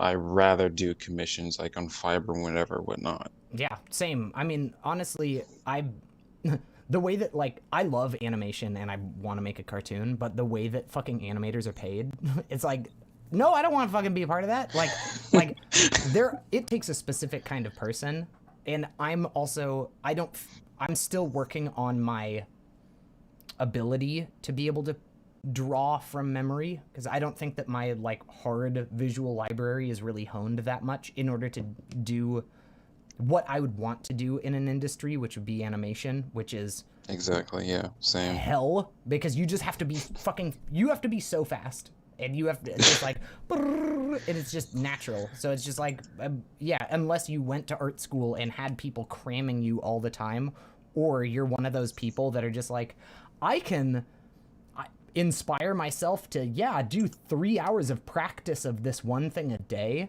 It's just like, that seems like a hellish industry to become a part of. Like, really. Yeah. So if that's not it, like, so what do you generally consider your art style? Because I know that you do a lot of furry art.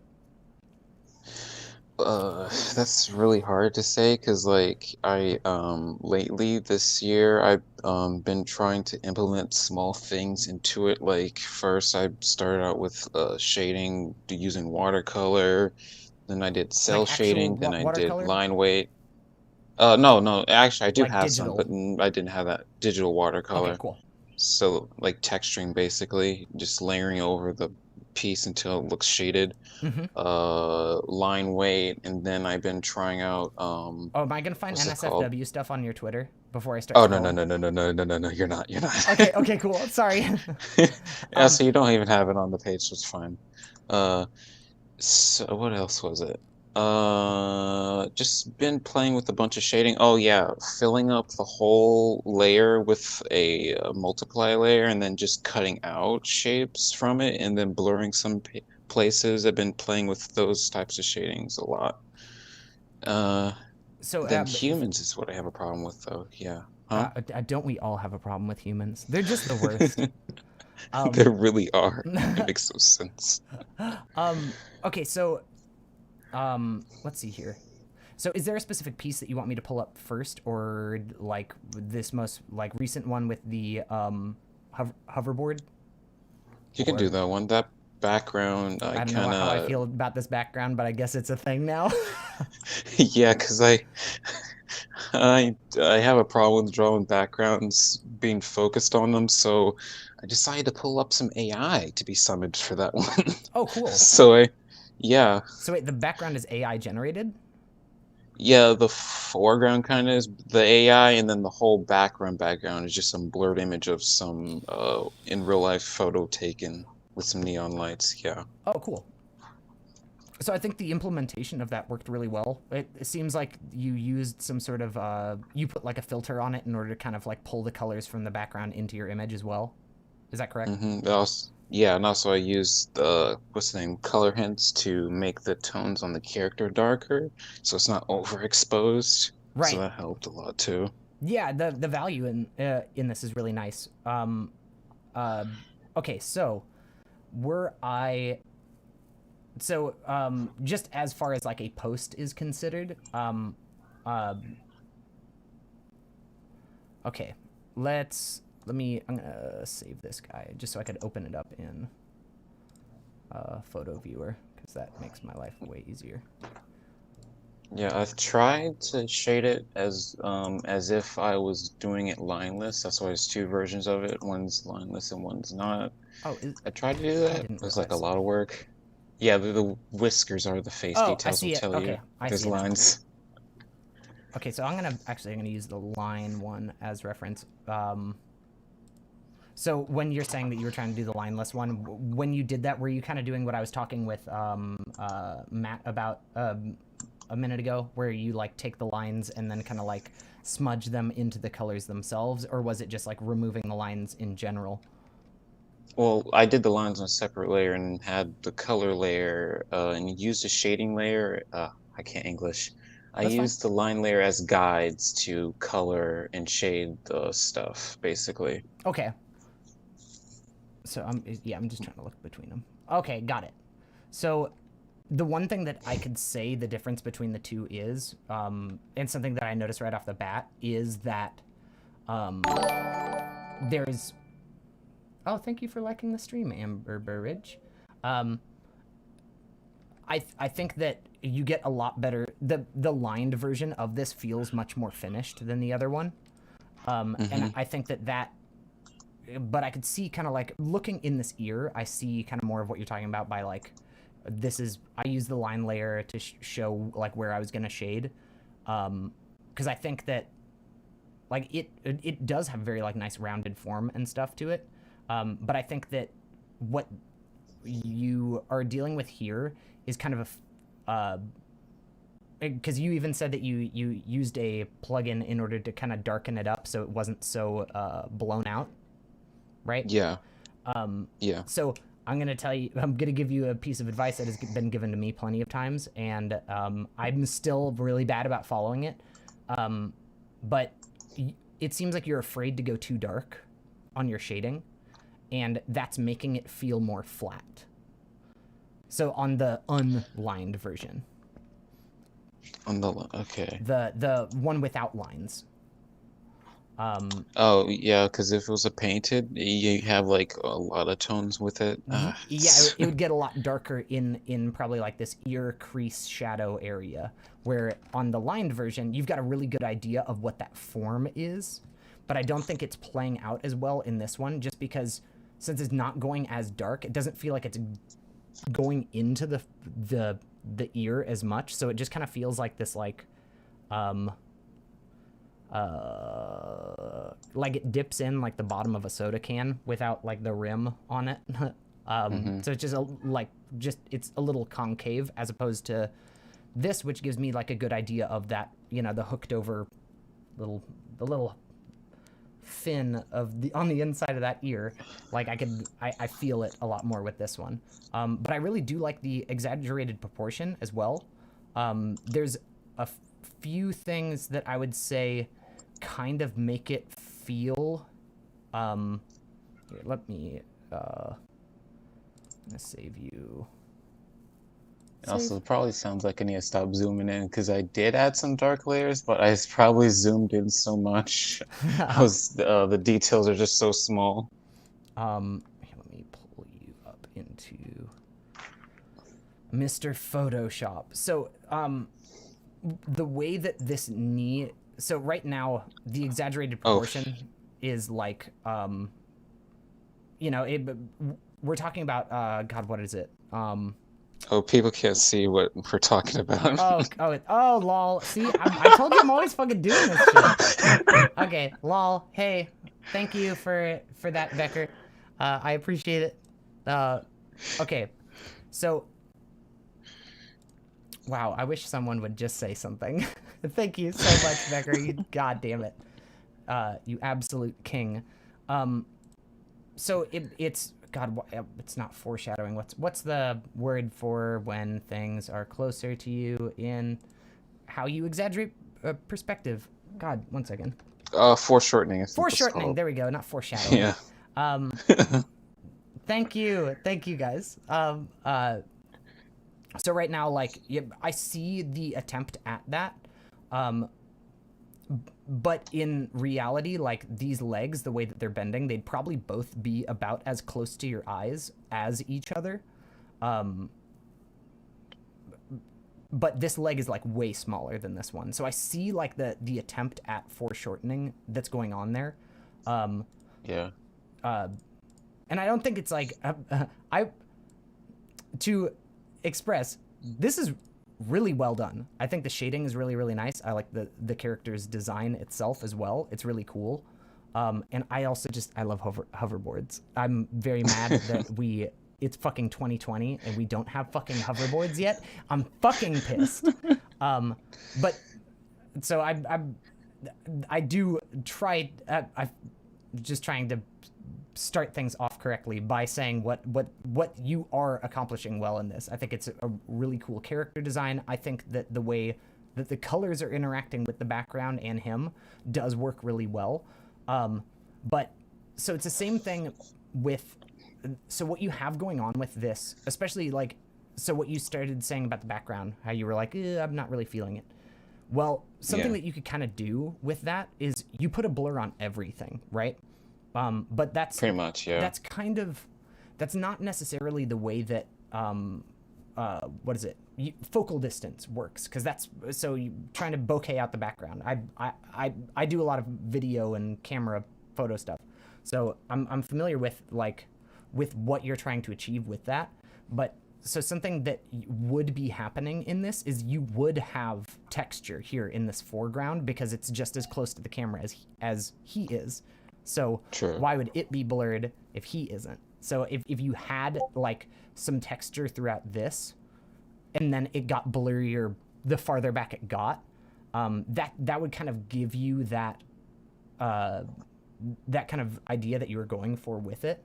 But I still also understand, like, oh, well, I just wanted a background, man. I just wanted a background. Like, so the AI was not doing a good job on those houses, so I was like, I don't think I'm going to add that on there. Yeah. Well, something that you could always do is just using multiple images in order to kind of like composite something together. So like, okay, well, I'm going to take this city street works perfect. I wanted to put him on a city street. Cool. So you cut that city street out and then you just grab other buildings. Mm-hmm. And then since that stuff is going to be in the back and blurred out anyways, you can kind of compose your image, behind it. But I know that also takes time and stuff. And sometimes we're just trying to slap a background on something. I think I was saying originally when you posted this that it gave me a feel for like the same kind of like pose that when you go into Overwatch, after they put like a new character in and they're like in that like dynamic pose. Like I like that about this. I think it's really cool.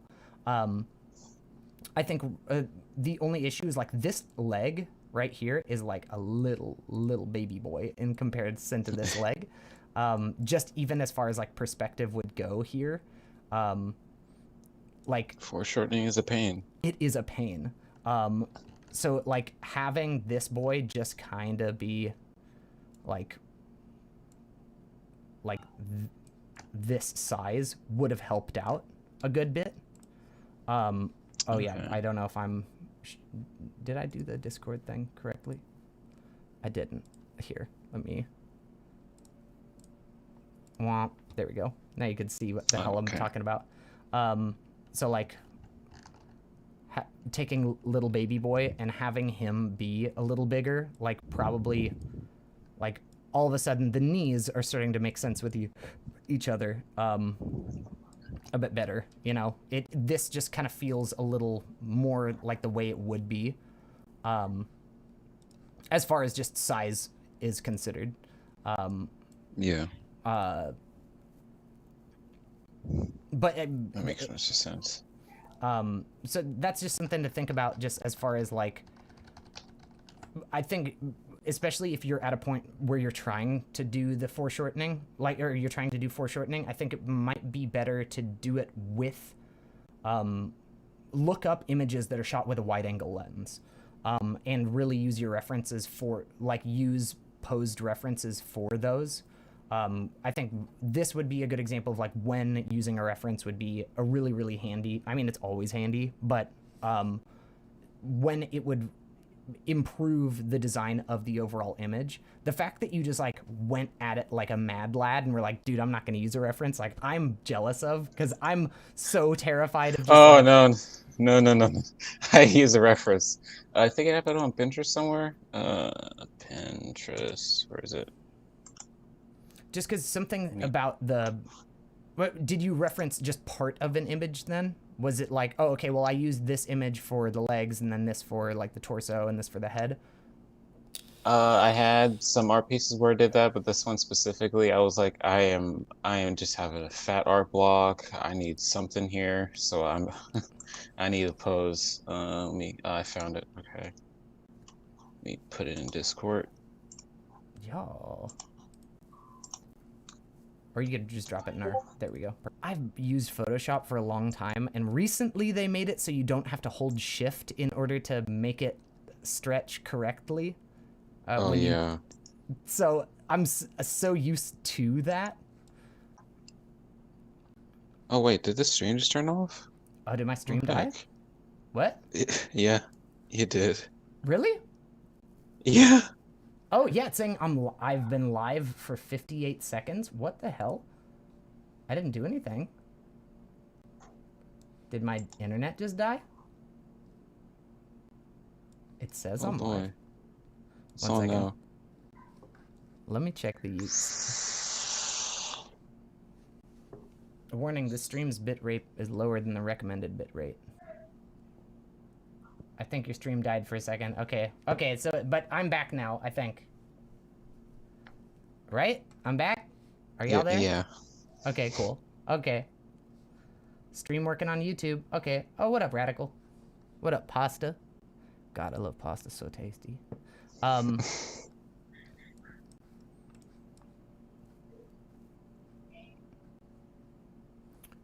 Okay, so I'm seeing a little bit now of what I think is kind of happening. Yeah, his foot. So this is a big old foot. This is a big boy. Let me come over here. Where's my layers? Could have stretched it out more, but yeah. Where the fuck are? Sorry, I hate how Photoshop is laid out right now. There we go.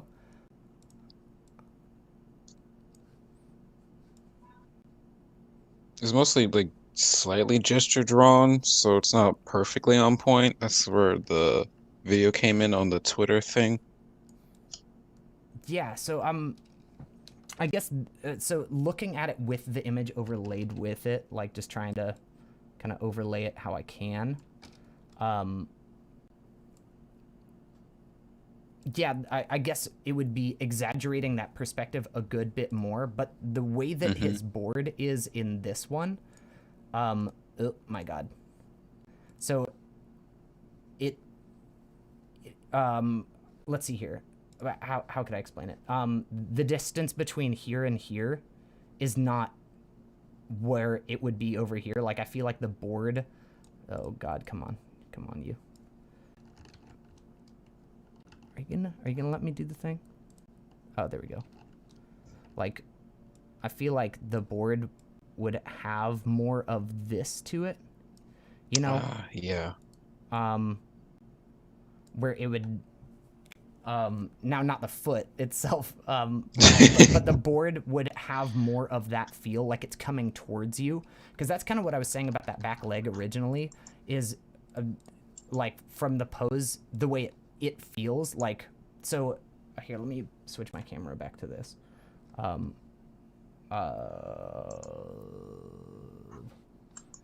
Where am I? Here we go. I'm gonna share my video. Okay, so right in your original image, or in the reference image, it's like coming at you like this. In your image, he was kind of more going, it seems like he's more traveling this direction as opposed to coming towards you. So, and you could even see, because I'm using a really wide angle lens right now, so when it's coming towards you, you see that difference between my hands, right? Yeah. But when I'm like this, they're like the same size, right? Well, true, yeah. if they're actually like within the center of the frame. So it's like you have that exaggerated proportion when it's something when it's coming directly at you. But you don't get that as much towards the side. This is a weird lens to be trying to give an example on because it's rectilinear, and that's a whole other thing. But normally vertical lines would be bowing right now. Rectilinear lines somehow do magic so that they don't. But that's also why when my hand gets towards the side of this screen, it gets like real, it turns into yaoi hands. They're like just way too big. Yeah, that drop off is real strange.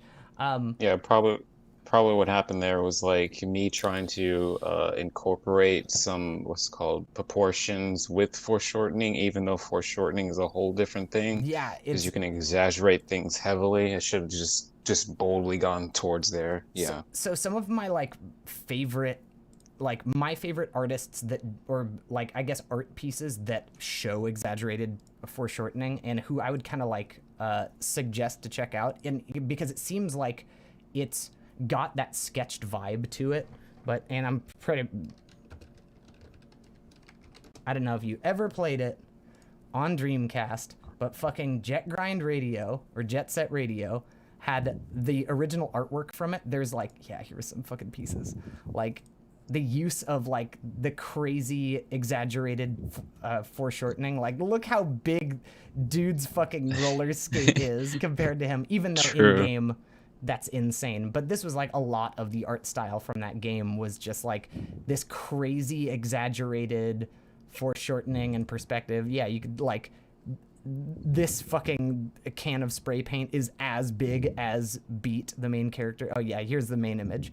Yeah, like look, he's so much smaller than his own fucking shoe, but it looks really great because it gives that idea of like the really foreshortened thing. Even though, see his hand back here, if it was actual weirdly foreshortened, like that hand would be way smaller too. Smaller, yeah. Like, look how small my hand is back here on an actually exaggerated proportion thing. Like my hand's so teeny and his is still big, so it doesn't always have to be perfect, but it really has to be exaggerated. And I think that's kind of where I was getting to, even with the here, let me bring back up the correct one. This guy is It would be cool to see something. would be cool. Yowie hands yowie hands are a real thing. So I think the same thing that goes into like what I was saying about the don't be afraid to go too dark is the same thing that if you're going to be foreshortening, don't be afraid to go just balls to the wall. Go over exaggerate before under exaggerating. Like go way too big and to a point where you're like, okay, I need to dial this back a bit because it's going to give you're going to get more of that dynamic feel to it if you just go fuck it and just don't be afraid to go to the extreme. And this is all advice is autobiographical, so this is something that I too need to tell myself because I love that style as well. I love that super exaggerated perspective and stuff like that, so it's something that I'm constantly dealing with too, is like not being afraid to go so big. Something that I would think that might help with that as well. I reference him a whole bunch. Are you familiar with the artist Cynics on YouTube? No, maybe I have. I just need an image. So he actually, you probably wouldn't know him by his art, but he's a YouTube, let's not have this up because I'm sure that my stream key is probably visible somewhere. Let's go somewhere else. YouTube. Okay, don't look at my stuff.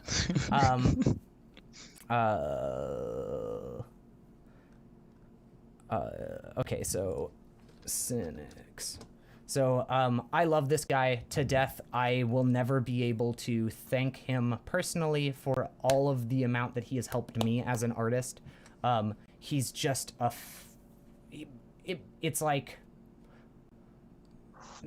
for me, I need to have things explained to me in just a very specific way that most teachers aren't able to, and he's just one of those people where it's just like the way he teaches, he just makes things make sense for me, which is so good. Yeah, but he has this series called Design Theory. He's got 4 videos in it right now. And I feel like I've referenced like bits of his different videos in this talk. I feel like I'm referencing bits of his videos all the time because he's one of my biggest inspirations as an educator and as just an artist in general. But so one of the things he talks about though is he talks about big, medium, small, which was the first time that the Fibonacci spiral actually made sense to me. which let's go. Here we go. Okay. So the thing the thing that I never got about this. Oh wait, lol. Let me actually broadcast this to the people that are watching. The thing that I always saw the spiral. I'm like, oh, cool. This spiral exists in nature. Snails, great. I love snails. They're super cute. Good job. The thing that his video pointed out is the big thing that's important in this is not this spiral, but it's these. Well, this is kind of me picking up from just some of the stuff that he was mentioning in it. But the big part in this, it's not those. It's the boxes. The boxes are showing you like what good design features. So he talks about the concept of big, medium, small, where all good designs are made up of a large size thing, a medium size thing, and some small size things. And the Fibonacci sequence says that there's like this specific, what is it called? Correlation to like how big this thing should be versus how big this thing should be. Like how big your big size thing should be versus how big your medium size thing should be versus how big your small size thing should be. And that's what these boxes actually indicate, which is really interesting. I'd never had it explained that way. I was just like, what the fuck? But being able to use something like this, in order, like in your designs, understanding that your big size image should be like noticeably bigger than your medium size part and your small size things. So what I would say with that piece that you had up here, if I was not using a reference and I was just gonna go like, we're gonna go exaggerate these proportions, thinking about like, oh yeah, the Nautilus spiral, also wasn't expecting to learn about maths in this stream. Yeah. Oh, we're not talking about maths. Maths confuse the fuck out of me. I'm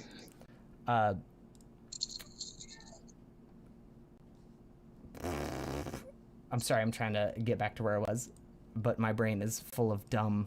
It's just full of dumb. So trying to use that same exact idea of like, okay, well, if I wanted this to work within that, then let's consider, we'll say big, medium, small. So what am I going to have be like maybe the biggest part of this image is going to be this shoe, while my mediums, or I guess I could have two big size things, so it'll be about like, they'll be about the same size while I have these medium size pieces that are about this big. Well, medium size, medium size, big, and just kind of thinking about it like, oh, I'm gonna take these specific size squares and like, I actually did that for the piece that I was showing earlier, and I probably didn't nail it as much as I wanted to, but like with this, my original sketch was, okay, the big thing is going to be the hand, and then my head is going to be the medium sized thing, and then and I just didn't plan the small. I was like, I know that features of my face are going to end up being the small size thing that I'm going to kind of litter throughout the thing, and it might not be as like proportionally accurate, but I think that for me, that's why this kind of has at least some sort of like sense of flow or interest in my eyes, is just because if I wanted it better, I probably would have had the head be just a little bit smaller, in order to kind of like do that same concept. But it's thinking about that as far as like when you're laying something out, because I think that's the only thing that I get out of this, is that it just and even with, sorry, I mean to pull up the lined version, is it just kind of, it feels a little bit flat.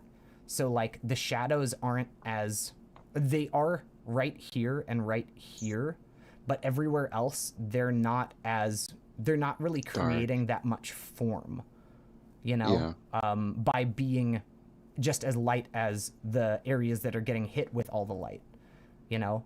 And if you wanted to have like say it's like a neon city, something that I would do that you see in my stream, the way it visually looks is I always have these rim lights, which looks like there's like a neon light hitting me. That's why I've got like that rim, like this blue on my arm.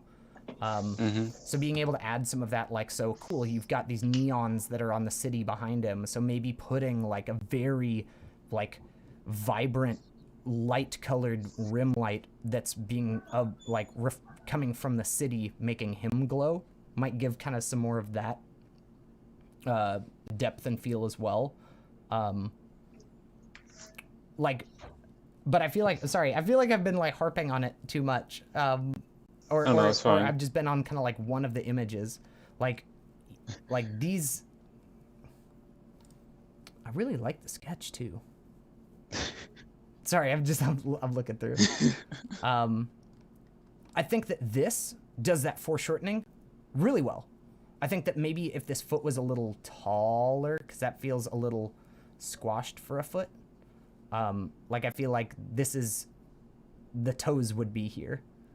This would be the like main pad of it, and then like toes would be up here. So I guess I would just like stretch the foot up a little bit, and it's that same thing where it's just like if you're gonna go big, like make the foot real big.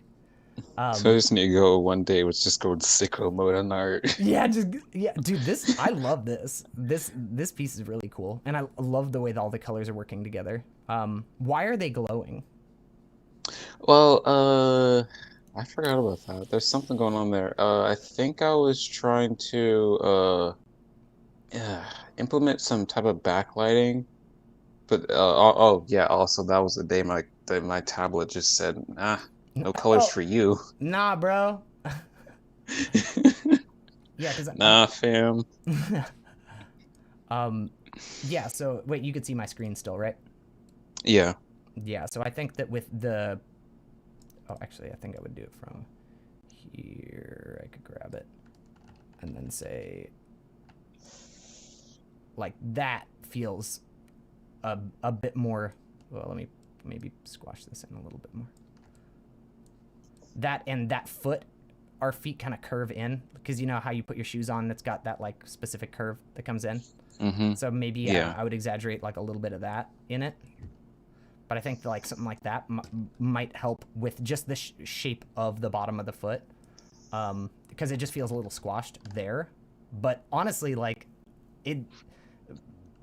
what's good is knowing that I think the fun part to pull out of this is go way big. Like don't like that's I don't know. For me, when I start thinking about like so wait, I wasn't going weird enough. Yes, fun. You know, and I think that's kind of like a fun challenge. So don't be afraid to go like going extra weird might end up doing more for it than it would hurt it. You know, in my opinion. Yeah, that's super cool. So, yeah, I've been doing the stuff lately. Haven't been doing the what? I mean, I have been doing that stuff lately. Today I thought I was calling myself working on like some gesture or like some like figure drawing, but without like actual dimension shapes. It's just me using one flat space, kind of slightly shading it. Let me get a screenshot of that. Give me a moment.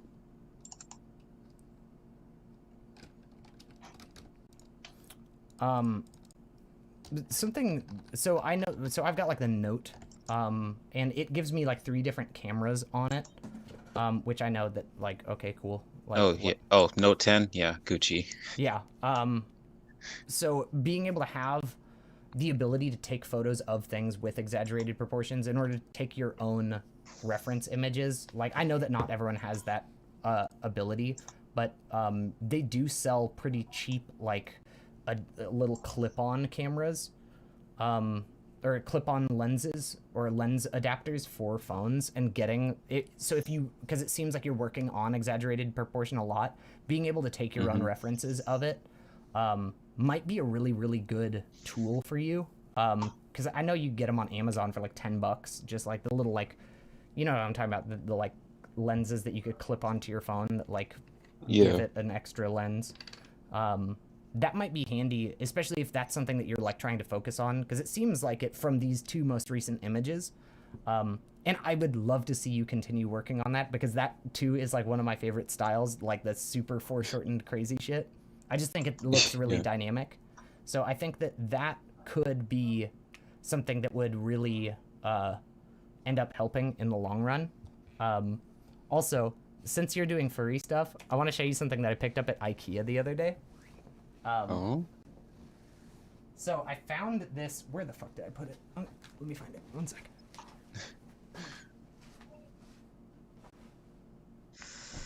Are you laying on it? Don't yell at me. You're a child.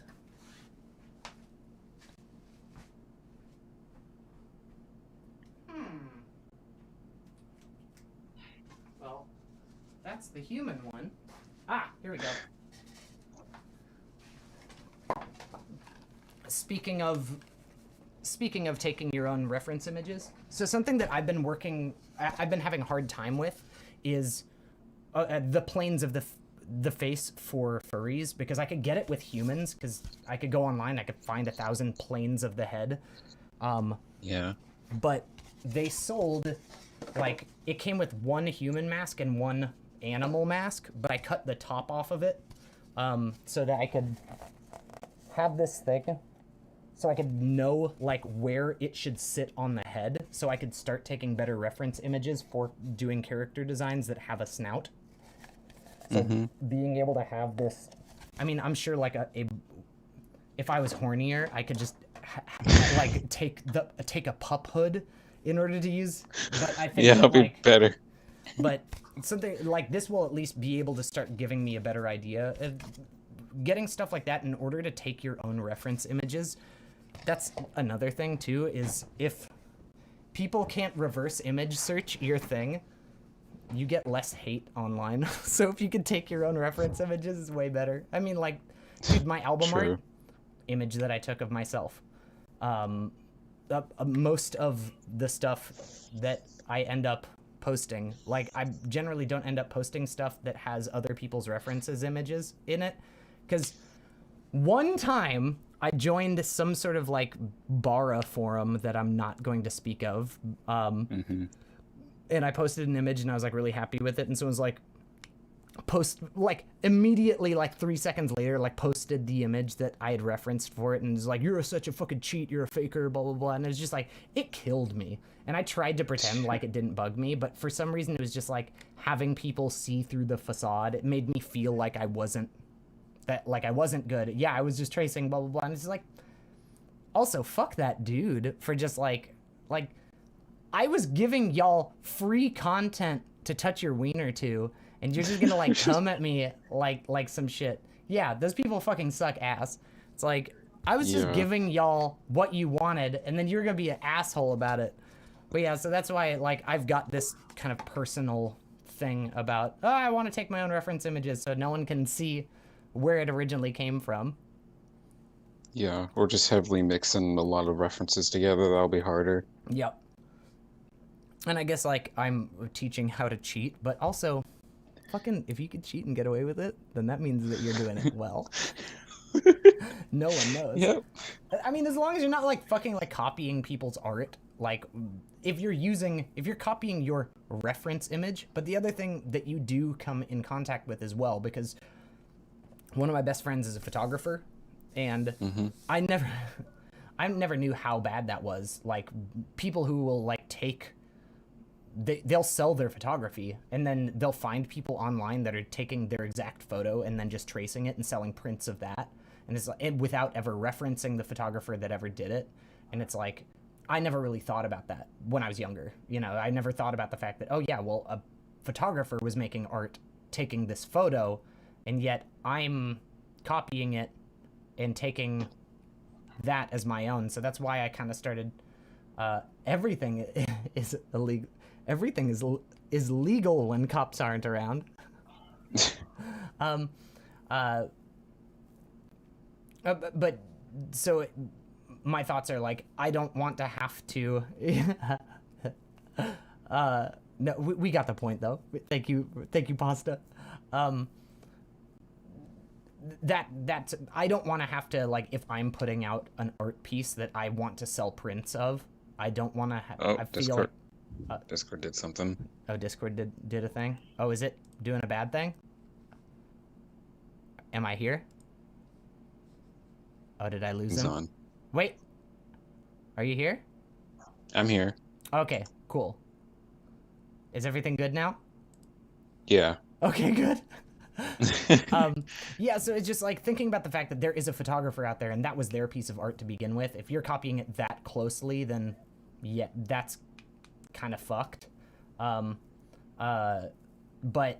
I think outside that, like if you're taking their pose, like I don't think that that's a big problem. But if it's like you're copying so much of it that it's just like you can just see it, like then maybe consider taking your own reference photos. But for you are very loose by using your references, and that's something that I strive to get better at and towards. You definitely have, like, I'm looking at your pieces, you definitely have an art style, like, that I can see from it. You know, I see that you like using a lot of these, like, very sharp, blocky edges and stuff, and I think it's really cool. I think I've been trying to implement that a lot. I think one thing that I could see in your work that same thing that was there with Matt is maybe try doing the line weight at the end with the same way that I was talking to him. I don't know. I feel like you were there during his critique, right? I was here. Okay. Yeah. Yeah. So maybe doing something, because right now I feel like the line weight isn't being utilized as much as it seems like you're trying to. I feel like that comes across shitty every time I say it. Hold on, no, that's fine. Like, okay, so with your piece here, like, look how thick this line is. Yeah. So, in comparison to, oh God, where are you? Why am I in Photoshop? I hate Photoshop. Ugh. Like the top of this pole or of this is that thick, while this one is this thick. So it's not like it's being used to tell how close a thing is to you, because I know that sometimes, yeah, the closer something is to you, you'll go thicker lines. That's a good way of being able to use line weight in order to tell a story. The closer it is to you, the thicker the line weight is. And it seems like you get that with this foot, but I think it's the same thing that you'd want to do the same with it. But that doesn't always have to be the case. You could also do that graphic novel style thing as well, where it's just like, yes, the closer it is the closer it is to the viewer or to the camera, I'd say, the thicker it is, and then also kind of follow some similar lines with the width around it, because right now, like, the top of his arm has this big heavy, I don't know if, oh, that might just be the shading on it kind of blending in with the line. I think it's the line, but I can't just like on the cheetah one, I was planning on doing it line art and flat shading it with some what's it called, weighted lines. Oh my God, weighted lines on it, and do some maybe comic design style with some just shading, whatever. But my brain just said nope. You're gonna do something else for right now. Yeah, I think it's a really cool. Oh, okay. I'm seeing one more thing too. Look at how thin this wrist is, and it's closer to you than this wrist, and that's a thick boy. It's true. And I mean, that's fine. That's just like, you know, this we don't see this until someone else points it out. But yeah, it doesn't matter how much you look over and flip it. Oh, Josh Draws Nerdy Stuff. Dude, thank you for helping. Yeah, what is it? Oh my God, yeah, Becker name dropped you and was saying that you've been helping him a lot with digital art. So thank you for helping out a fellow artist. That's good on you. Also, I followed your stream, sorry. Yeah, I think it's just knowing when to use that line width is something that's like really tricky to determine, because I've heard from a lot of different, like one of my favorite artists, which was is a close friend of mine, Alice Holloman. She uses line weight so insanely well, like, and it's something that like I've always loved about her art. She's just really, really good with it. I'm trying to find a piece that doesn't have booby, so I could show it. Jeez, even this. Oh, there is a really good example of it.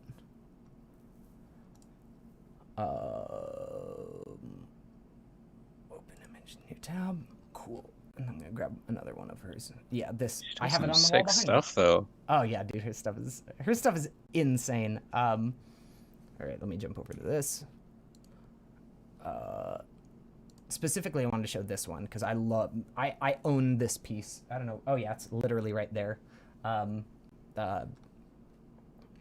But just looking how she uses her line weight, like you'll see it very, like the outside line, always bold. Look how bold that line is, except maybe down here. But I think that's also because it's farther away from the camera. But something that she was kind of teaching me as well is she'll use line weight in order to determine how soft an area is as opposed to hard, which I always found like interesting. So like you'll see when it's close to like that, the wrist bone on this guy, it gets thin to show that it's hard, while the hair up in this is very thick, or this fatty part of the arm is thick, and then it'll kind of thin out as it gets to the elbow. But since, you know, there's a wrinkle here and it's going to be soft, she'll make that. She's got a whole bunch of different rules, and I know that it's kind of different for everyone, but you can see with this, like, it starts thick at the outside, and the closer you get to the inside, the thinner those lines get. And I think that that's a really good way of making your stuff look more like having that graphic novel look to it. Just the way she uses line weight is absolutely insane. It's so good. I hope I don't get TOS'd for this.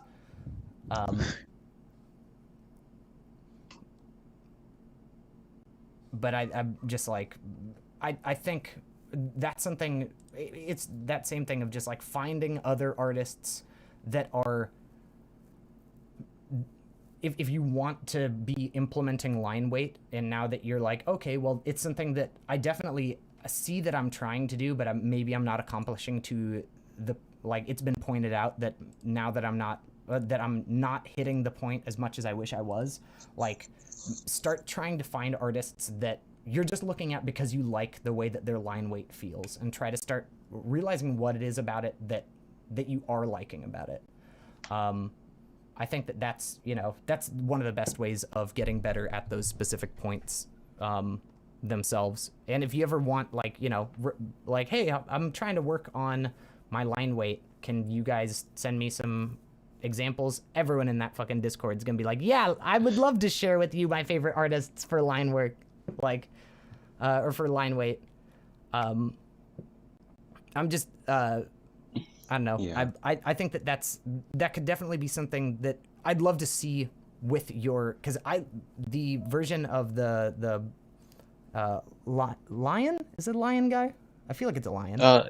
It's what's name, Cheetah. Oh, Cheetah. Okay, sorry. Yeah, I just asked Google, give me a random animal. Oh, hit me with a cheetah, Google, and it was like, got you. I got you, fam. I'm trying to, where I had the art somewhere. My God. Oh, it's probably just back in my history. There we go. Cool. But I think personally, you are free to do whatever you want with your art. But I really like your line art. I think it's really clean. It's like really good. You've got a very nice cell shaded style. like, I think, yeah, your cell shaded style is very nice. Like, I mean, this guy right here is really cool. And I like... Oh yeah, that's the one I said I was clipping out shapes of the shading. This here? Yeah. Yeah. Where This, you used multiply layer on this and then cut out the extra shit? yeah. That's awesome. That's a really cool way of going about it. I'm definitely gonna have to try that. That sounds very fun now that I'm thinking about it. Yeah, this is really cool. And it, again, exaggerated perspective, but I think that this exaggerated perspective would probably, you'd get, if you bolded the lines out on this because it's closer to you, it would give more of that feel as well.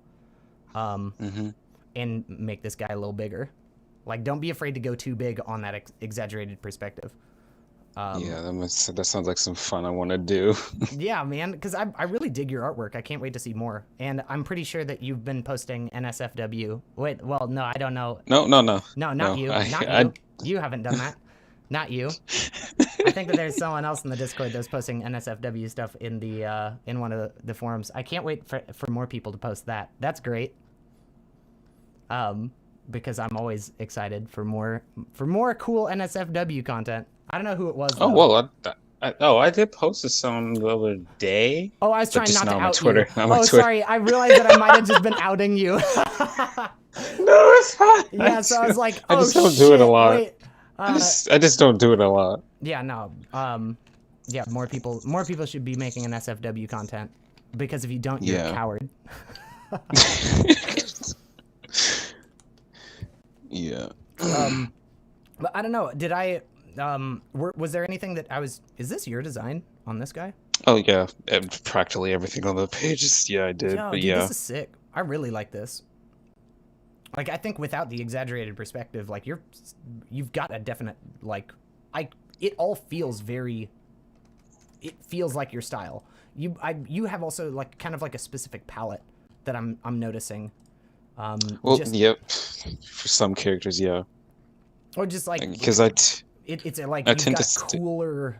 Your designs end up using sticking to a cooler perspective, like even your grays are like a cool gray as opposed to a like a French gray. Oh yeah, I tend not to fully touch black like that. Good, and good. like for some characters, I don't want to go just sicko mode adding colors they are pink, blue, purple. No, I just want to like do like a strict palette for the vibe of that character, and I just stick with that. And I really think I should start making character designs because that's what I wanted to practice on more for like emotion sets or whatever. Yeah, that's kind of where I'm at too. I can't remember. There was one person on DeviantArt that posted like a like really expressive emotion set that I was trying to like. So something I was doing is I had one artist up that I really liked their art style, and then another artist up where I really liked their expressions because they were like super overly expressive. And that's when I probably drew my favorite thing I drew this year, which was, oh my god, yeah, I should not be scrolling in here. Oh yeah, I should not be scrolling in there. Here, let me let me do that. Yeah. There we go. That's good. Oh wait, I could have just gone on my Twitter. Oh, good thing I didn't. I love that one. A good thing I didn't go on my Twitter because I was on my NSFW Twitter, and that would have been a bad time for anyone that liked following me because I would have been quickly put in jail. Oh my god. Yeah, you know the piece. I was this one. Yeah. I wanted to do it, but I kept getting busy. Like, oh nope, I gotta do something else. It's but just like I used that one like her expressive character sheet, and then I tried taking another artist's style that I liked and then just combining them, and I ended up using motifs from other artists that that I just naturally reference now because of the fact that, oh, I loved their art so much that I traced a bunch of their work once, and now I know how they draw their eyes. So it's like just like combining like 2 or 3 different artists that I really liked. Oh my god, don't get TOS, Duke. It's gonna happen, y'all. It's gonna happen one of these days. I realized I wasn't showing the piece that I wanted to. Well, yeah. But yeah, so like combining, I think that's a really good exercise, and I think that is really what helps. I mean, that's what that Cynics guy that I was talking about, he's got the one video that I think is, that I tell like any artist to watch if you're just not feeling, if you're not feeling into it, or you're feeling guilty about like not spending enough time making art as much as you are intaking media. But he has a video on his YouTube it was in the Design Theory series called Visual Library. And it is probably the most important video on art that I've ever watched. What is it? Yeah, it's 11 minutes long. And he goes into talking about like, you know, if you want to develop a style, there's a way to do it. And it's easy. You find an artist that you think about two artists. If you want your style to look like a blend of the guy who does My Hero Academia and fucking, I don't know, Salvador Dali, then you fill up an entire sketchbook full of studies of Salvador Dali's works, and you study it, and you know, figure out the way he uses color, and you try to copy his works. And then you fill up another one with just Boku no Hero Academia art and stuff by the official artist. And then you do a sketchbook that is filled with a blend of the two. And you'll understand by the end how each of those art styles work by copying them. I think that we get this negative stereotype in art by being like, oh, you're a fucking copycat. Well, fucking art does not exist in a vacuum. Nothing exists in a vacuum. All art is referencing something else. If you are directly copying someone else's work and saying, hey, this is mine, then yes, that's a problem. But no one's going to find an art style on their own. Like, and the best part about it is if you want to have a style, worship the people that are like, show the respect to the art that you enjoy enough to do a study of it. Copy it. Like, you will learn from it. If it and it's for every step of it. If it's line work, find someone who does your favorite line work and then copy it. Or find someone who does your favorite line work that you think you'd be capable of reproducing. Because there's also some artists where it's just like, oh, I love their work. That's some of my favorite, but I will never be able to do that because I do not have the patience to make that detailed shit. So it's like, cool. Well, I'm gonna find someone who's a little more, I might be capable of reproducing and do that. You know, I think that's a big thing to know, is just like, if you want that style that can be your style, you know, because you don't feel like you have one, even though I can see your style in all of your work. And it's good. It's a cool style. I think that all it needs is just to be kind of like refined a little bit more with some fundamentals of like what it is that you are going after. Like, just like figuring out, okay, exactly how am I going to use line weight in order to tell an additional story within my image. You know, be that story, that's how close this thing is to it, or I want it to be chunky and cute. Like, I think that, you know, using each part of what composes your overall image, like the line work, the shading, the coloring, the palette, all of that stuff, all of those things are, you know, parts of our artistic style. And I think that, you know, by focusing on each of them instead of trying to grow all of them at once, you won't go anywhere. I watched a video on, what was it, Psychra, that was talking about iterative drawing, where it's just like, you know, it's, if you're trying to crank out finished drawings all the time, you're not going to go anywhere because you're trying to learn too many things at once. But if you say, I'm going to draw 5 skulls a day, every single day for a week, a month, if you draw 5 skulls a day for a whole month, at the end of that month, you'll be fucking excellent at drawing them. It's just when people are like, okay, cool, do line arts of skulls all month and you'll be great at doing skull line art. But if it's like, I'm going to try to draw a fully clothed person, where it's just like, I have to, there's all these different variables, cloth, and then like, if you just focus on doing one thing just for a bit, you'll have it. You'll have it in the bag. Cool, I've got that. So now when I get to hands, I know that I could draw hands fine. You know, and that's why I like, he does these anatomy quick tips videos where he'll do noses, or he'll do hands, or ears, or eyes. And he does like a deep dive on that specific thing. And I think that's important, to just like really focus on each part of what it is you're trying to learn, and focusing only on it for a bit until you feel yourself comfortable enough to move on to the next thing that you find is hard for you. Yeah, that's what I think I've been doing with probably my shading and perspective.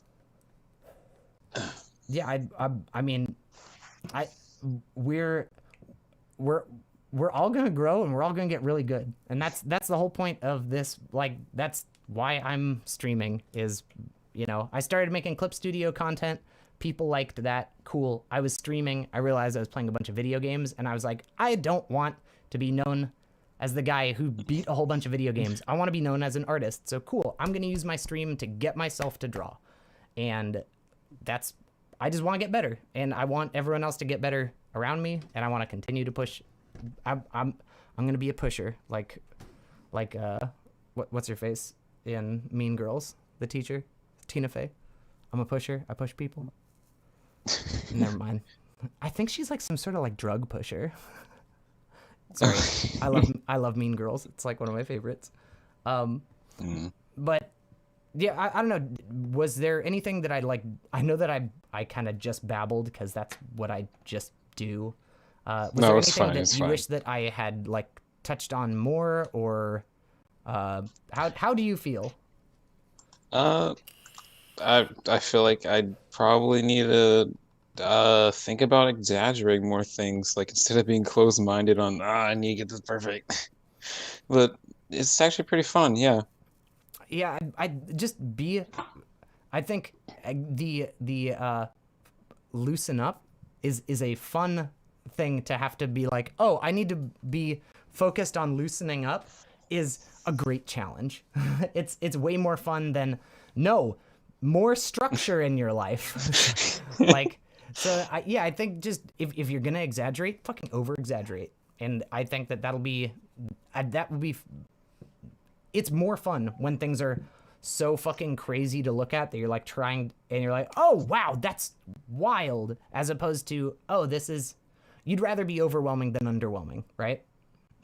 Yeah. So I think that that's kind of something to take into account as far as like when you're exaggerating perspective and stuff like that.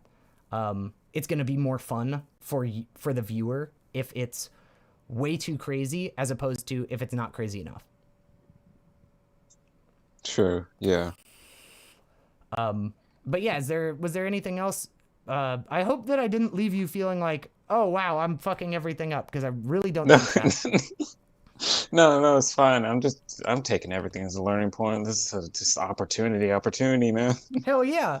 Well, so I think after this, I feel like we've kind of like, I think that the community that we have in that Discord is like, I don't think I really have to worry about putting in a critique board anymore. I was nervous when I started doing streaming, but after I've kind of been meeting the people who are part of the Discord, like, I somehow have lucked out, and everyone that's there is like super chill and super nice and like really positive and like trying to push everyone to get better. So if it was like I don't know all of these randos and they're just kind of rude to each other, then I probably wouldn't end up doing it. But I think I'm going to try to put in a critique board so that we can start getting some more critique, and, you know, so it's because that's where we're going to grow. If no one ever points out what we're doing wrong, then we're just going to keep making those mistakes over and over. And I think that yes. like I I've grown every time that I've been critiqued, but something that I watched recently is you grow as you critique other people's work as well, because it gets you to start looking with a critical eye. And that's like, so this stream was for me more than it was anyone else, but the best way to learn is to teach, is something that I've been told before. And I wholeheartedly believe that the second that you have to teach someone something, you have to have this, it's a real test on your knowledge of the subject itself. And Sure, yeah. so I think that, like, you know, being able to implement a critique board for us to be able to do that with each other's stuff, you know, I think everyone there is nice enough to not be like, oh, this sucks.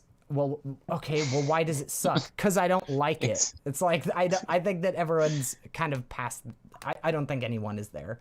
So Yeah, it's just like people saying, hey, this art looks good from like what, 3 or 2 years ago, and people saying, hey, this looks good from now. I'm like, what looks good? What's the difference? Because I think the stuff back then looks kind of bad. So what looked good back then that's still good here?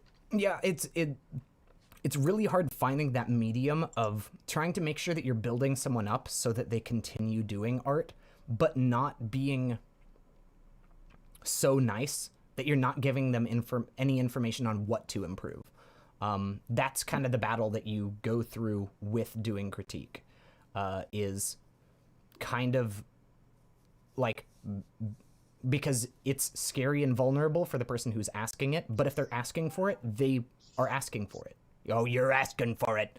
But like, they want to grow. So the best way is to not pull punches, but if you are going to point something out, at least point out how they can fix it. And if you don't know how they can fix it, at least be able to show a reference of, well, I think that this, if this is what you were trying to be doing, here is an example of someone that did do it.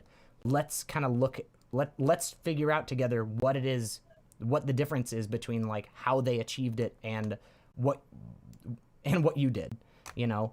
But I think that's it, you know, it still stems back to the, if you don't have anything nice to say, don't say anything at all. Well, if you don't have anything constructive to say, you probably shouldn't be critiquing people's stuff, you know? Yeah. And, you know, because critique is different than just criticizing, you know? And that's the one thing that I just wanted to be able to like have a stream where I could be like, hey, I said this before, so you're being an asshole. So you obviously didn't watch it. Not that I expect everyone to watch all my streams, but at least I will have said it publicly so that I can be like, hey, don't be an asshole to my friends. But yeah. I think, but there's that other part of it where it's just like, you do have to you can't just tell people, oh, you're doing a great job. That's not going to help. That's, you know, if they're asking for, how do I improve? Oh, well, you're doing great. Okay, well, cool. That's not a fucking answer. Like, I want to know how to improve. So, is there anything else that you were, that I didn't answer? I think I've asked you that a few times now. Well, nothing else. Well, I'm pretty sure other people are waiting. I don't know who else is in the line, but yeah. I didn't see much of anyone else in the line, so I wasn't really too worried about going over. Unless maybe I just completely missed, like, glazed over something, and I'll feel like an asshole.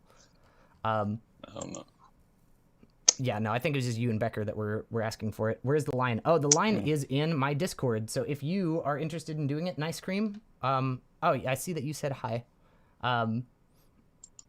Yeah, well, if that's it, thank you, Max, for coming on here. I really appreciate it. And just like this, it was very fun to get to do this, and to like, I hope that I helped, or was at least able to like point out some stuff that maybe you didn't see beforehand. Well, yeah, you helped a lot. It's just like a little drive emotion just to get into some other things I wanted to do. Yeah, cool. Well, thank you. It takes a lot to be, what is it? Exposed, not that. to get in front of other people and ask for, hey, where do you think I could improve? That it takes a lot of balls to do that. So I really do appreciate you coming on, and also for always posting your art. So, No problem. all right. Well, thank you so much. I'm gonna jump out of here, but you have a good one. Vulnerable. There we go. You Thank too. you, Pasta. All right. Have a good one. Bye. Cool. Well, was there anyone else that was wanting to jump on? Was that you, Nice Cream?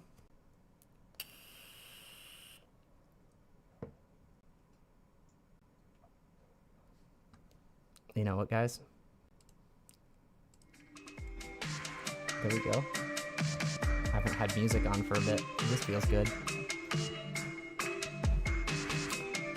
Yes, how does it work? I don't know Discord. Well, since you're in Twitch... Oh wait, no, you're in the Discord. Cool. You have a microphone and stuff? I feel like I would like to, but at a certain point... okay, cool. Someone released the baby?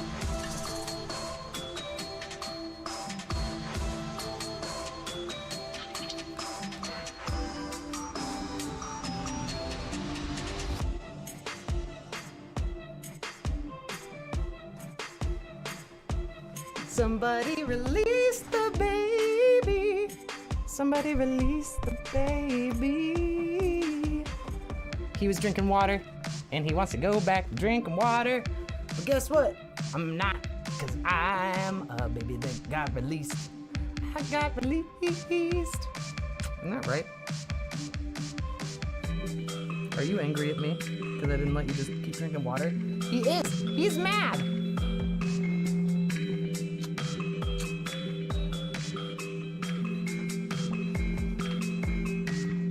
Okay. Huh. All right, so I saw you say something in Trash Mountain, so I'm gonna jump in here and go ahead and do one of these.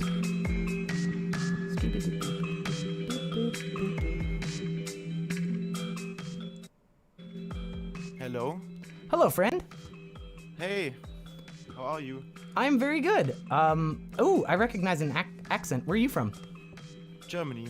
Germany. Oh, super cool. I don't know where are you from? I'm in the United States of America, and I'm sorry. It's alright. I will do my best to not speak in a southern accent anymore as well. Okay, how does it work? So how does what work? Do you? How where, can I show you my stuff? So where is your art? Do you happen to have it like on an Instagram or on a Twitter or also in this? Here, I'll say something. Poops. So we have in the call here, you should just be able to drop an image in. I think. Can I share my desktop? Yeah, you should be able to. All I ask, just because you are a new person in my stream, is just please don't share anything that will get me kicked off of, that will break TOS. I don't have anything like that, I guess. Okay, cool. Thank you. I'm sorry. I'm sorry. What is your name and your pronouns? My name is Florian. Florian. Yeah. And is that in your What?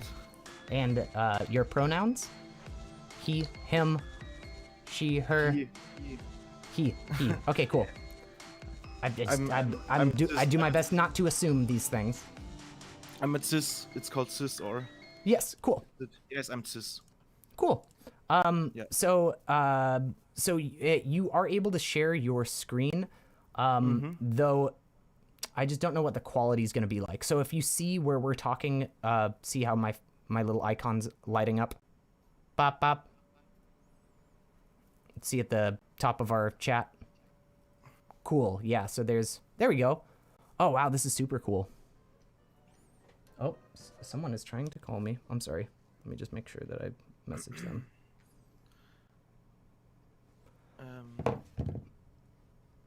So it would, I feel like it might be a little handier if I was able to actually, like, do you have this saved? So you do vector work. Wow, this is really impressive.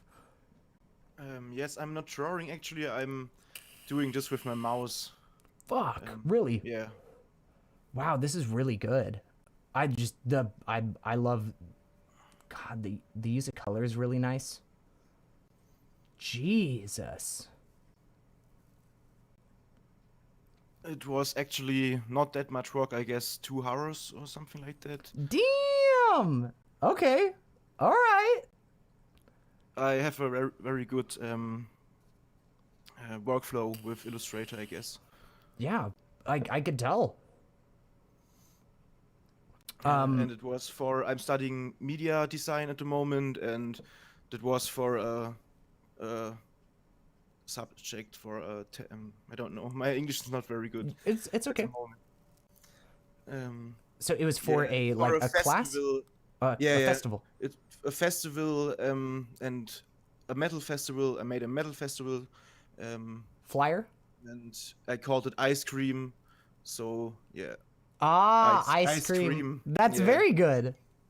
Damn. So wait, was it just like German metal bands, or was it like other? It's not. It's fictive. It's Oh, not got real. it, got it, got it. So it was like it was for a class project, and you were making a like Yes. mock-up like flyer for it. I take it. Yep. Okay, cool. So this is, you are a graphic designer. Actually, yes. I guess. Cool. Awesome. So from the reason I'm asking is I just want to make sure that like I know what I should be trying to critique this for. But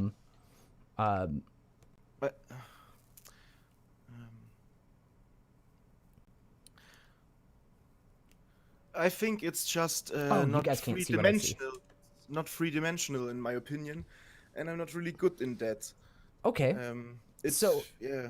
So something that could be said about that. And so I can see kind of what you're talking about as it feeling a little more flat. So the first thing that I would say right off the bat is for me, I think it's the way that the tongue is coming out of the mouth. I feel like there would be kind of more of an S curve in this.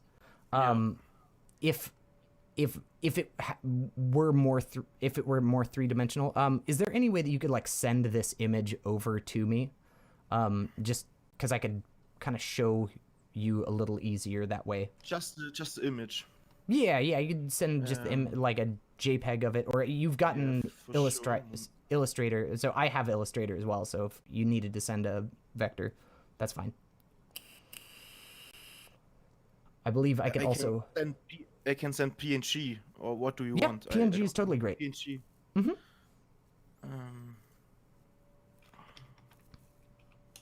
This is really cool though. I really do dig it. And I could see that you've got some variations of it off to the right. Yeah. Just the size of the cone, Yes. the ice cone. Yeah. So,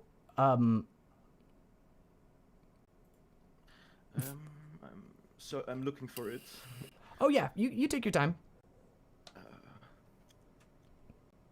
If you could actually send both of them with the ice cream cone variations and the main one, because I'd like to be able to kind of look at both. Because I have thoughts for both, if that's okay with you. And also, just sent you the full okay, so document. you opened up the Yeah, but Illustrator file. Cool. I'll Yes. open this guy up. And if I have the bad habit of talking really fast, so if I am talking too fast, I also don't want to like slow down my speech because in order to like, I don't want it to seem like I'm like talking down to you or anything like that. I just want to make sure that. I understand everything fine. I Cool. understand better than speaking, so Cool. I Okay. understand everything. Yeah. Awesome. Yeah. If you've been in this stream long enough, then or as long as you have, then you must have been able to keep up with how fast I talk. Okay. Cool. Yeah. I didn't, I'm just wanting to make sure that, okay. So I'm gonna, yeah, it's a lot easier if I could zoom. So the one thing that I noticed right off the bat about this was that, okay, so, and this, I guess, doesn't have as much to do with the three-dimensional thing, but I kind of did want to touch onto this just as far as like a design point that I noticed kind of quickly. So everything on the mouth, minus the teeth, the like kind of more like vampire fang teeth, is very round, and I love this motif. I'm really digging it. I think that you've got like two areas that are sharp, this guy and this guy right here, which I think this one kind of works. It's pretty cool, but I still think that maybe if you rounded it out, because you have this, everything is round except for those, and I think that that's I like that kind of contrast of everything's very round except for this one part, which kind of draws you to the teeth because of the fact that they're the only sharp thing that I'm really seeing. So I think in some of the other areas on this where you are finding those kind of like sharp edges, maybe rounding them out would kind of continue that feel for it. Like a good example is like even this line right here, the edges are rounded. But when I see these other ones where they spend too long being sharp, I feel like it almost kind of like busies up the idea, even though I think that these are great lines. But the main thing that I wanted to talk about with that is the ice cream cone feels kind of out of place with the rest of it. And I understand that like the idea is for ice cream, ice cream, which is stellar. That's the puns. I'm living for them. They're great. But like, so the bottom of the cone itself is a little, I would maybe take some of the sharpness off of that, because an actual ice cream cone isn't going to be that sharp at the bottom either. And it feels kind of flat in comparison to this. Something that I think could be a really cool design idea for it overall, which, so I think it's pretty difficult because the cone is so small. Would it be bigger? I could make more details. Right. So and that's something that I was actually going to suggest. What I thought might be kind of a cool look for it would be to do something where I love this mouth. What if you put like, so the mouth itself is pink and you've got this strawberry ice cream cone. I think it could be a cool design choice to make the cone like this big thing and have the mouth on the pink ice cream. So you've got like the mouth is the ice cream's mouth, if that makes sense. So you've got like the cone coming off it here on the bottom. That could be really interesting if you wanted to go kind of like a different direction with the idea. But as far as the sharpness, sorry, I don't use what is it called, Illustrator like at all. I use my pen for everything. So here, let me file save as. Save this. Can you draw in Blender with your pet? So I haven't started with Blender yet, but I literally just got a pen that does words. Come on, words. That has two buttons on it, so I can now start trying to mess with Blender. Because I know that you should have multiple. You should have one for like push and one for pull. So I am excited to get into 3D, though I have no experience with it. But I always like trying out like new art forms and stuff. That is one of my favorite things in the entire planet. Okay, I saved that to download, so I should. Oh God, don't open that. No, don't open that. Let's just take that screen away for a moment. Okay, cool. While my camera, there we go. Hooray! Let's go to. You can draw in Blender. It's called the grease pen. Yeah, I've seen people do cool stuff with the grease pen. I haven't spent any time with it. And you can layer the 2D in 3D. That's awesome. Oh yeah, no, I am really excited to get to try it out because it looks really fun. I work in Adobe After Effects, which kind of lets me work 2D with 3D as well. Here we go. I'm gonna put you into Google Drive and let me see if I can pop that boy up over here. Bump, bump, bump. This will just take me a second, sorry. Boop-a-doo-ba-doo-ba-doo. I'm just gonna use the normal pen. There we go. All right. Boop. But this is not Wacom, or? I'm sorry? Pad. What is the So name of your... So it's not. It isn't Well, I think it's powered by like Wacom's technology. I'm using the Surface Book. The Microsoft. It's like the Microsoft Surface Pro, only it's their big, strong boy version of it. How much for that? I think that this guy new is like $1,500. It was really expensive. Yeah, but in comparison, it's okay, I guess. oh, I really enjoy it. Though honestly, were I doing 3D, I probably would be using a Wacom tablet with my desktop computer because this down here that I'm using, it's like my laptop. This is my to-go computer because I'm generally doing art everywhere, and I like to be able to like relax on the couch and draw and stuff like that. But my desktop is a lot more powerful than this is, even though this is pretty damn powerful for a for a Surface laptop. Let me see here. This should be able. Oh no, file, import, vector. Let's try this. I think this is my first time. Oh, people should probably be able to see what I'm doing. That would probably be handy, wouldn't it? Connect. Are you gonna do it? Thank you. Okay. Let me pull this up over here, and then I should be able to share with you inside Discord what I'm doing. Oh, look at that! Look at that guy! Aww! I love Gengar. He's too cute. Where are you? Connect. Here we go.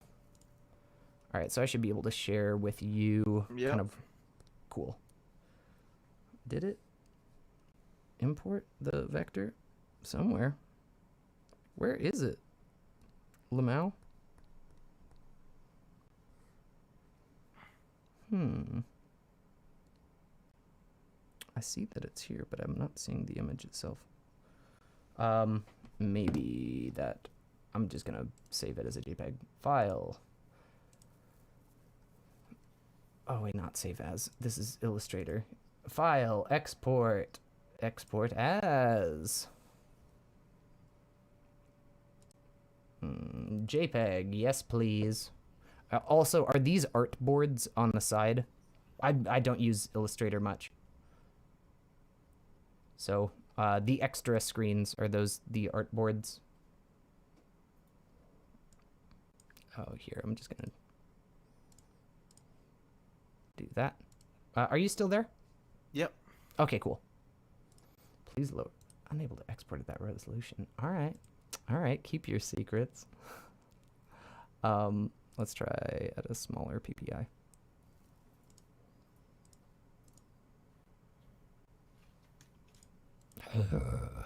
Sorry, I'm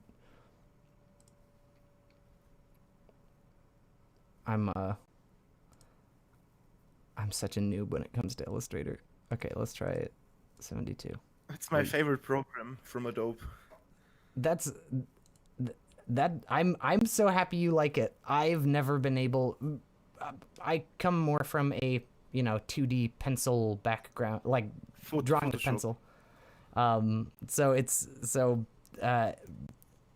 Using a mouse to draw is like I see other people do it and I see how fast they could be and I'm like really jealous. but there's just, for me, there's nothing like, there ain't nothing like it. Where did that export to? Oh my god. Oh wait, was it to download? Where are you? Oh, download. Here we go. Cool. My scribblings are always bad on paper, and when I make them in Illustrator, it emerges in something better.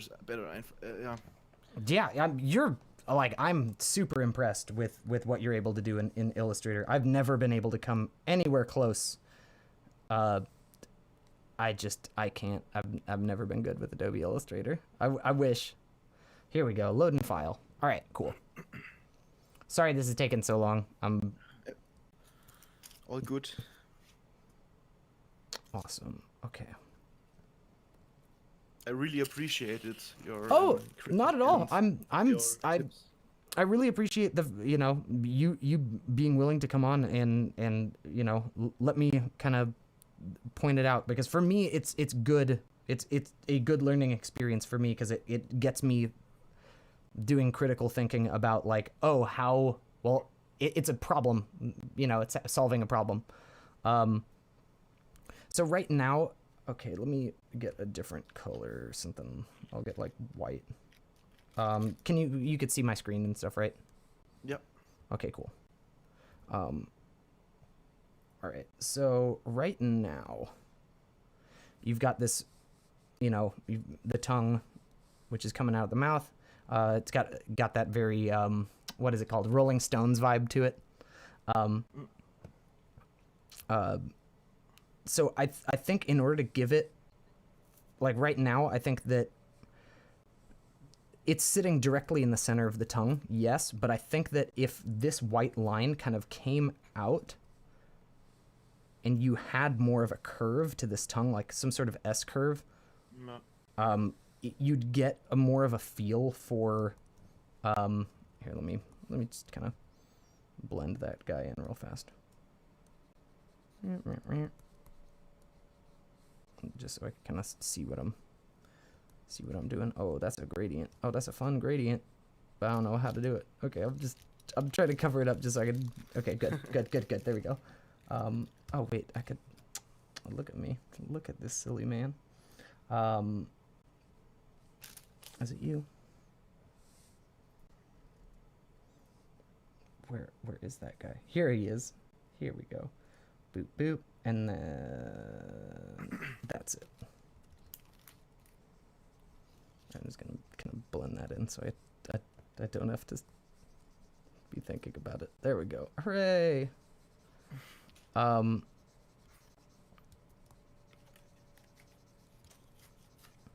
So I feel like that the white line in the center that was originally just like coming down, having it come out and have that kind of more exaggerated S curve would give you a little bit more of a 3D feel to the tongue, like it's coming out of the mouth, it's coming back from here, and it's, you know, pulling down. You'd have more of this kind of like thickness with it, as opposed to it just being this straight line. It's a big difference. And so I think that would kind of help with it. And a lot of what I was talking to the other guys about, we were talking about foreshortening, which, you know, you're a graphic designer, so are you familiar with that term, foreshortening? I know what you mean. So Okay, so yeah, when things are closer to the camera, or closer to the viewer, they're bigger, and then if they're farther away, they're smaller. Yes. Cool. Awesome. Simple design, knowing, so it's simple. Okay, awesome. So yeah, I think that you could do a bit of that with the tongue as well if you wanted to, because I like this. So I'm gonna try to draw this like the mouth from the side. So you've got like this mouth over here with the teeth and stuff. I'd like to have something like have that feel of the tongue really like coming out at you in a way. So you've got that kind of like almost like Gene Simmons from Kiss tongue. You know what I'm talking about? Because you've already got this like very sharp tongue, so I'd want to accentuate like it coming towards you and then traveling away, like this kind of dip. I think would be really interesting in order to kind of like play with. It would end up making the tongue much bigger, like especially the parts that are closest to the camera, or closest to the viewer. I guess I should say the viewer, not camera. Oh, have a good night, Radical Pasta.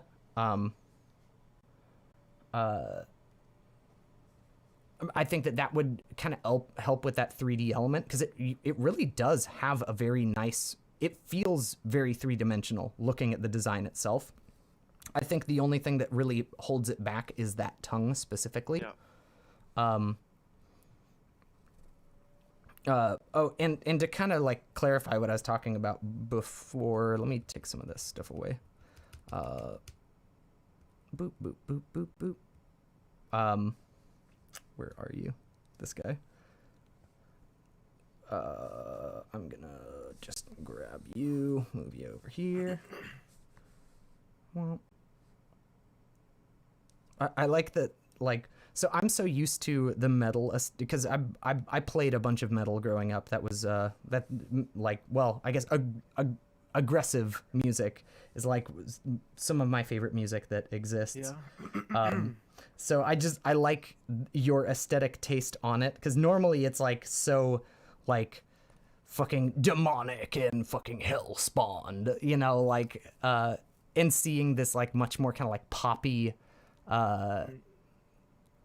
aesthetic vibe put with it, like with, you know, the tongue is a very cool what's the term, I like the juxtaposition of it, where you've got this like very like bright, colorful thing where metal is normally so like black and white, and you know, Yeah. I think that's very cool. I dig your take on it. It's very interesting. But yeah, what I was, and I don't know if I'll be able to make sense of it, but because I'm on the wrong pencil. Are you plugged in, computer? You were working really hard. Edit. Image resolution. Oh yeah, holy shit, that's a big boy. Let's make that guy just a little bit smaller. That'll make my life way easier. There we go. Okay, now I can draw on it without my computer wanting to fucking seize up and die. Yeah, like I think it'd be kind of cool having like you've got that ice cream, or the ice cream cone on the bottom, where you could just have like, you know, because it's already, the mouth is so drippy that it almost reminds you of ice cream itself, the way that it's dripping. Yeah. And being able to have that, like, you know, you've got your ice cream cone here, and it's like, looks like this like Little Shop of Horrors fucking ice cream cone. I think could be like a really cool idea for a place that someone could take it, if, you know, if that idea was one that was enjoyable. Just because right now how big that ice cream cone is, it either gets lost, Yeah. or it feels like a completely different vibe, because this, even though all of the corners on it, like lips would be, let me black pen, G pen. I'm on the wrong G pen. Get out of here. Yes, thank you. You know, lips are a very rounded thing, but you've taken, you know, the liberties of giving it this very drippy kind of feel to it. But the ice cream cone is so simple right now that I'd still want to see this like flowy, liquid-esque motif brought into it as well. Because it feels like a completely different artist did the ice cream cone as opposed to the mouth itself. So maybe that might do something with it.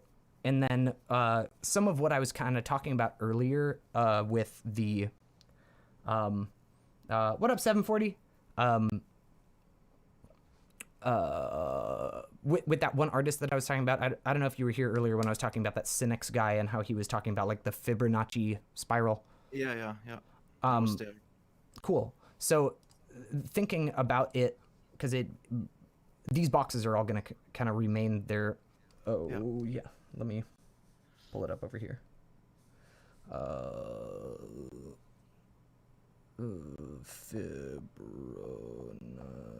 Fibonacci Spiral. Cool. Let me grab it. All right, so I'm gonna grab this guy right here. Cool. Let's open image, new tab. Thank you. Okay. Oh, here, let me just save it. Cool.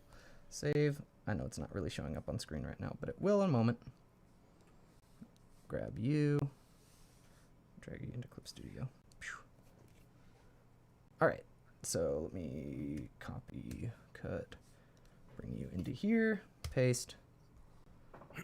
And it's probably somewhere. We'll find him. Here we go. Cool. So I'm gonna just move this guy around a little wee bit. Shift.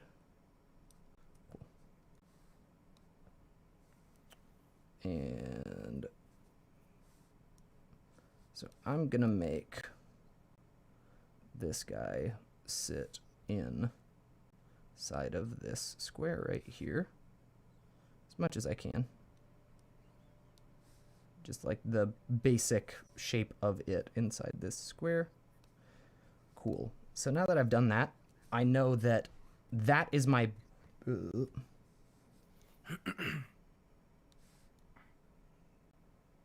This right here counts for my big-sized image, right? So, so maybe taking something and thinking about the next... So if you're going to have the ice cream in it, maybe having the ice cream cut, there we go,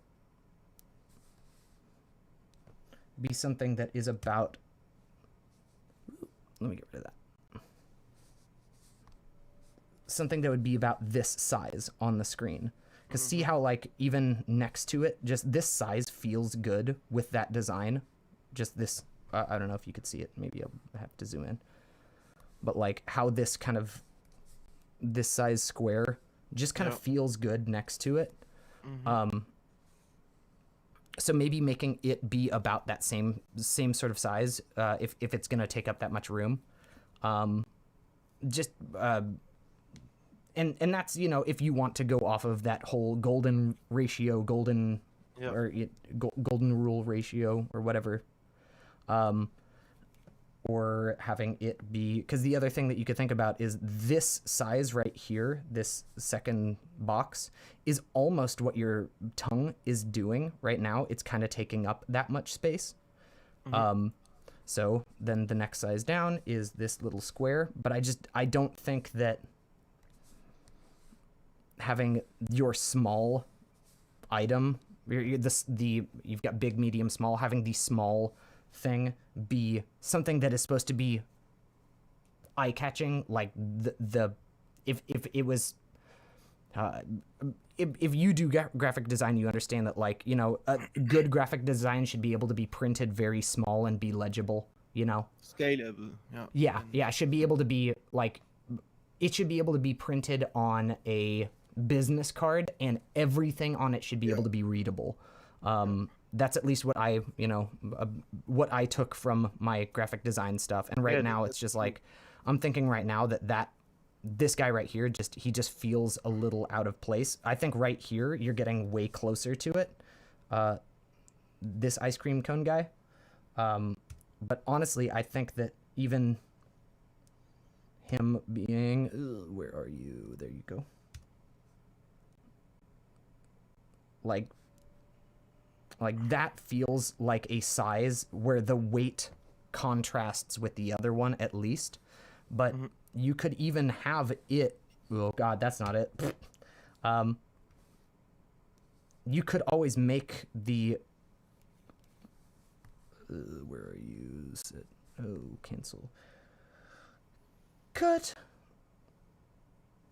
Oh god, come over here, you son of a bastard. Okay. Let me just grab you. Cut. Paste. Thank you, friend. And then multiply. Just so I can move it around.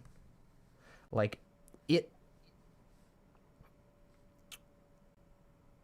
if it was like eating the ice cream, and you got to think about like, you know, proportionally, the ice cream would be about, you know, this big in real life, but you know, it's graphic design, so you really do have, you know, there are no rules to it, but it feels like if it was going to be interacting with the mouth, then it should be, you know, doing, you know, at least feel like, unless you want the mouth to feel like it is this giant monster and it's falling in. But if that was the case, then I would have at least enough of these little teeny ice cream cones to make a design impact at least on the eyes, if that makes sense. Like enough of like a bunch of them so that you can, so that they stand out on the design. Right now they're just right now I just feel like they're a little small, and that's it.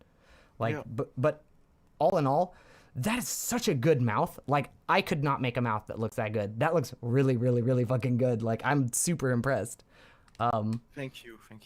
Yeah, I'm sorry. I feel like I haven't given you enough time to, like, really say anything. Have I answered your original question enough, or was there anything else that you were wondering about with it? I think you gave me your opinion, and your tip with the tongue really helped me. So I think I will change that. Cool, awesome. Yeah. Well, you know, I would make the cone bigger, definitely.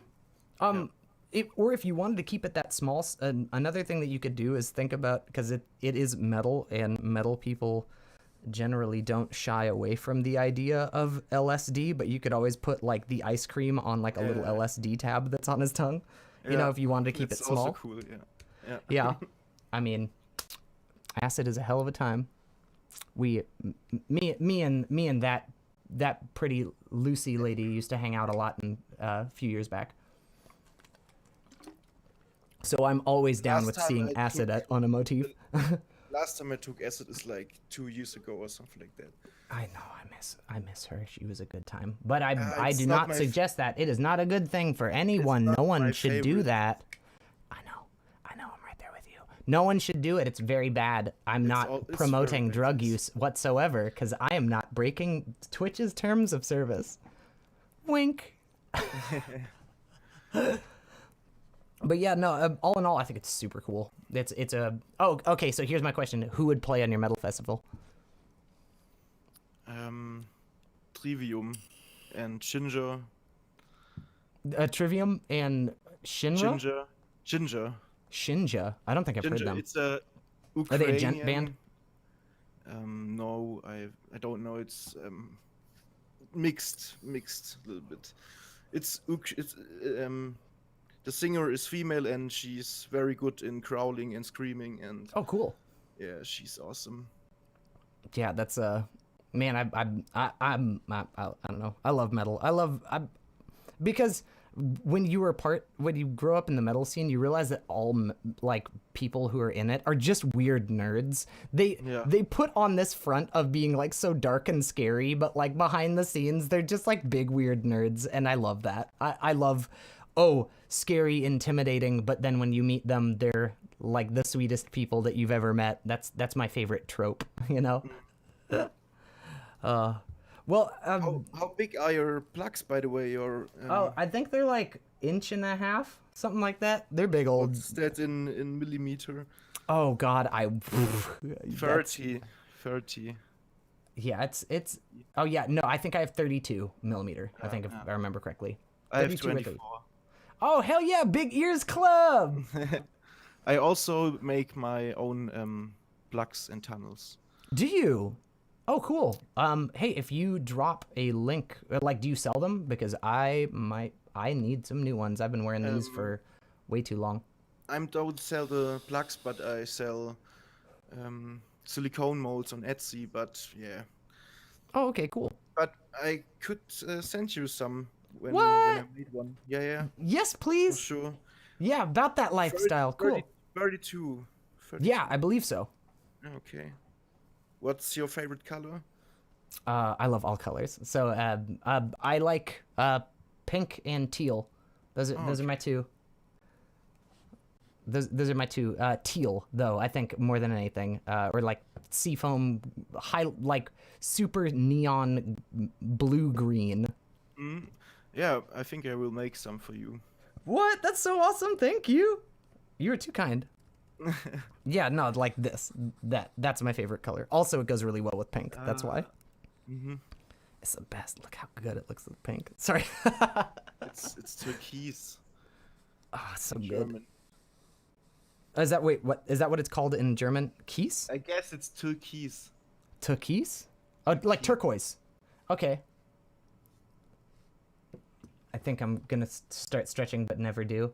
I mean, honestly, it's probably for the best. These don't help you get jobs. These don't help you keep jobs.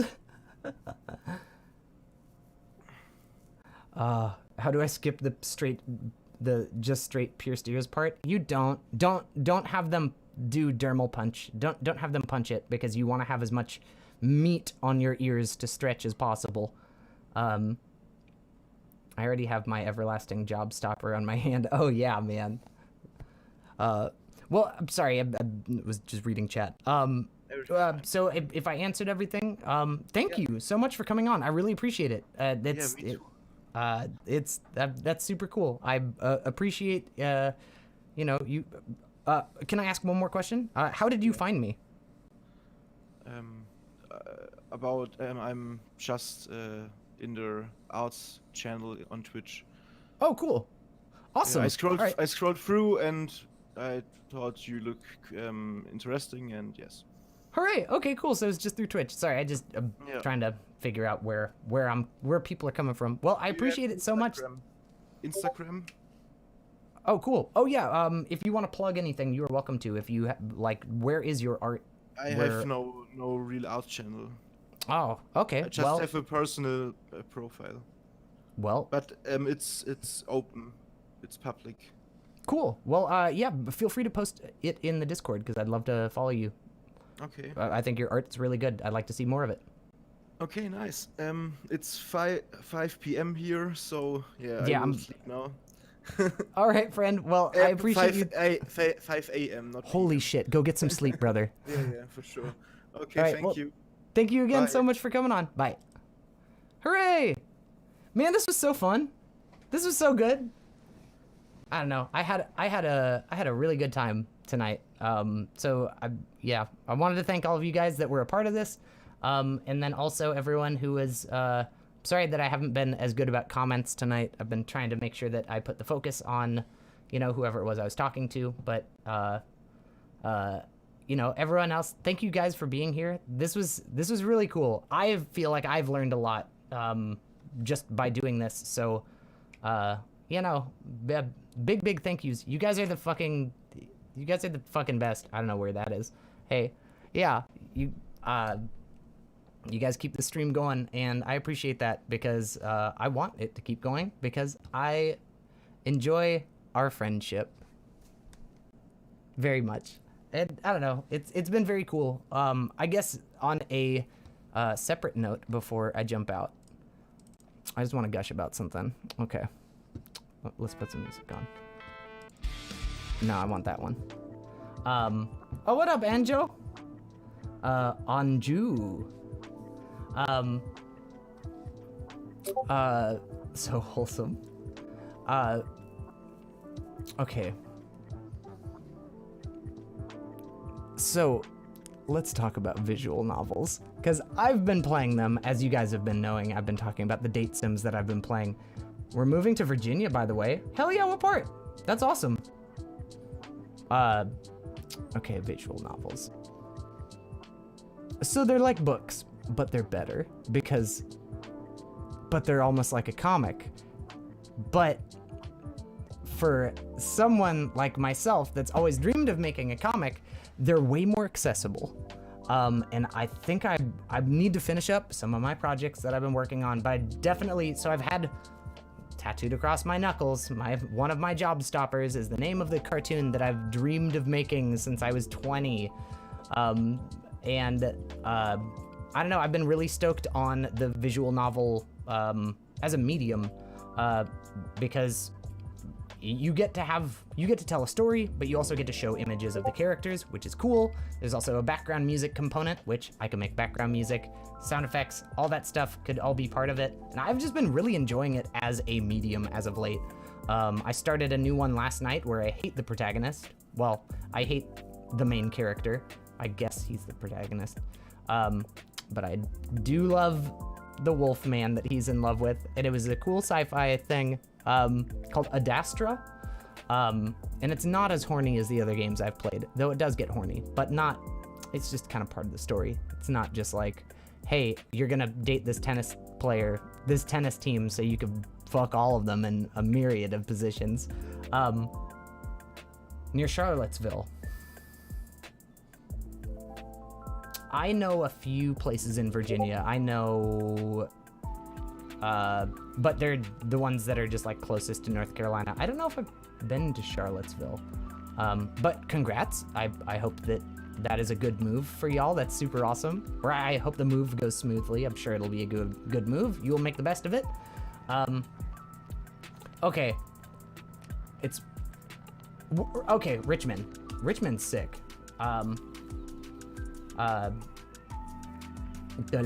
Words. Okay. I'm just really excited because I've had this story in my mind for a super long time, and one of the biggest things that's kept me from making a comic book is the fact that I would have to draw backgrounds all the fucking time, and I've always focused on drawing characters. And then also having to draw those characters from a bunch of different angles and keep it interesting. While visual novel might give me the ability to tell the story that I've been wanting to do, to eventually maybe get it to a point where I could get enough interest in it to make it something more. But it'll give me the ability to be able to tell that story. And I've just been really into the medium. It's so cool. Like, it's got me reading a whole bunch. What was it? I found out recently that the visual novel that I was playing for like a month, extracurricular activities, if you are not gay and horny, don't look that up, has a higher word count than the entire Harry Potter franchise combined. And I was like, oh, that's why it took me forever to play that game. I don't read slow. I read all of those books in a month, apparently. But so I didn't realize how much of the content I was really taking in. And I don't know, I didn't realize how much I enjoyed them until that ended and I dated all of the potential tennis boys. And I was like, wow, where do I go next? So I started looking for more and then instantly got hooked into another one. And I was talking to a friend of mine, an artist friend of mine locally, who was talking about she was writing a book. And I was like, well, I've been playing a bunch of visual novels as of late. You should consider it because she's an artist. And I was like, it gives you, the ability to kind of put images and also have background music in there. It just feels more immersive than reading a normal novel. And man, it's been so cool. I've been really digging the medium and I just wanted to gush about it because I've been into it and that's what I felt like gushing about. But the fact that like I might finally be able to tell this story just, I don't know, really excites me, because the amount of assets that you have to have for it are not very high. All you have to do is draw your characters in 5 or 6 different emotions, sometimes like 3 or 4 from some of the ones I've read, and then a few different backgrounds for the places that you reference in it, but not everything I've played enough of them to see that a lot of times some scenes just have a black background because they didn't have enough money to commission that specific piece from an artist or didn't have the time to make the art for it. And it didn't really take me away from the story much. But I don't know. Also, the idea of sitting down and writing a novel sounds really, really scary, but the idea of just writing a bunch of dialogue sounds fine. Totally easy. Because dialogue just like comes naturally to me, but the idea of having to be like, poop, god darn it, someone said. Oh yeah, I really hate that poop, god darn it, someone else said. I know that I would be constantly feeling like, man, I'm not putting enough like verbiage on, oh, he huffed, he said, he blah, blah, blah, blah. You just put the fucking dialogue in. Also, there's fucking pictures, and I love pictures because I'm a child. But I don't know. I've been really stoked on it. So maybe once life calms down and I get some of the other projects that are on my plate done, maybe I'll get to start working on that. Because that sounds really, really fun. Well, it sounds like I would be very, very happy finally being able to work on the project that I've like dreamed of finishing since I was, for the past 12 years of my life. 14 maybe. Jesus, wow. For almost half of my life I've been like dreaming of this thing, and I've finally found a medium that seems accessible enough that I could do it by myself, and to a point where it could be a good finished product in its own. And it just, man, I'm just really stoked. I'm just really stoked. I'm I don't know. I just wanted to gush. Okay. Well, outside that, I had a really, really good time tonight. This was very fun. I hope y'all learned some. I felt like I learned some. And I think that it's time that we, guys, I think it's time that we took the next step in our relationship. I think it's time that we have a critique board on our Discord. Do you? Do you want to marry me?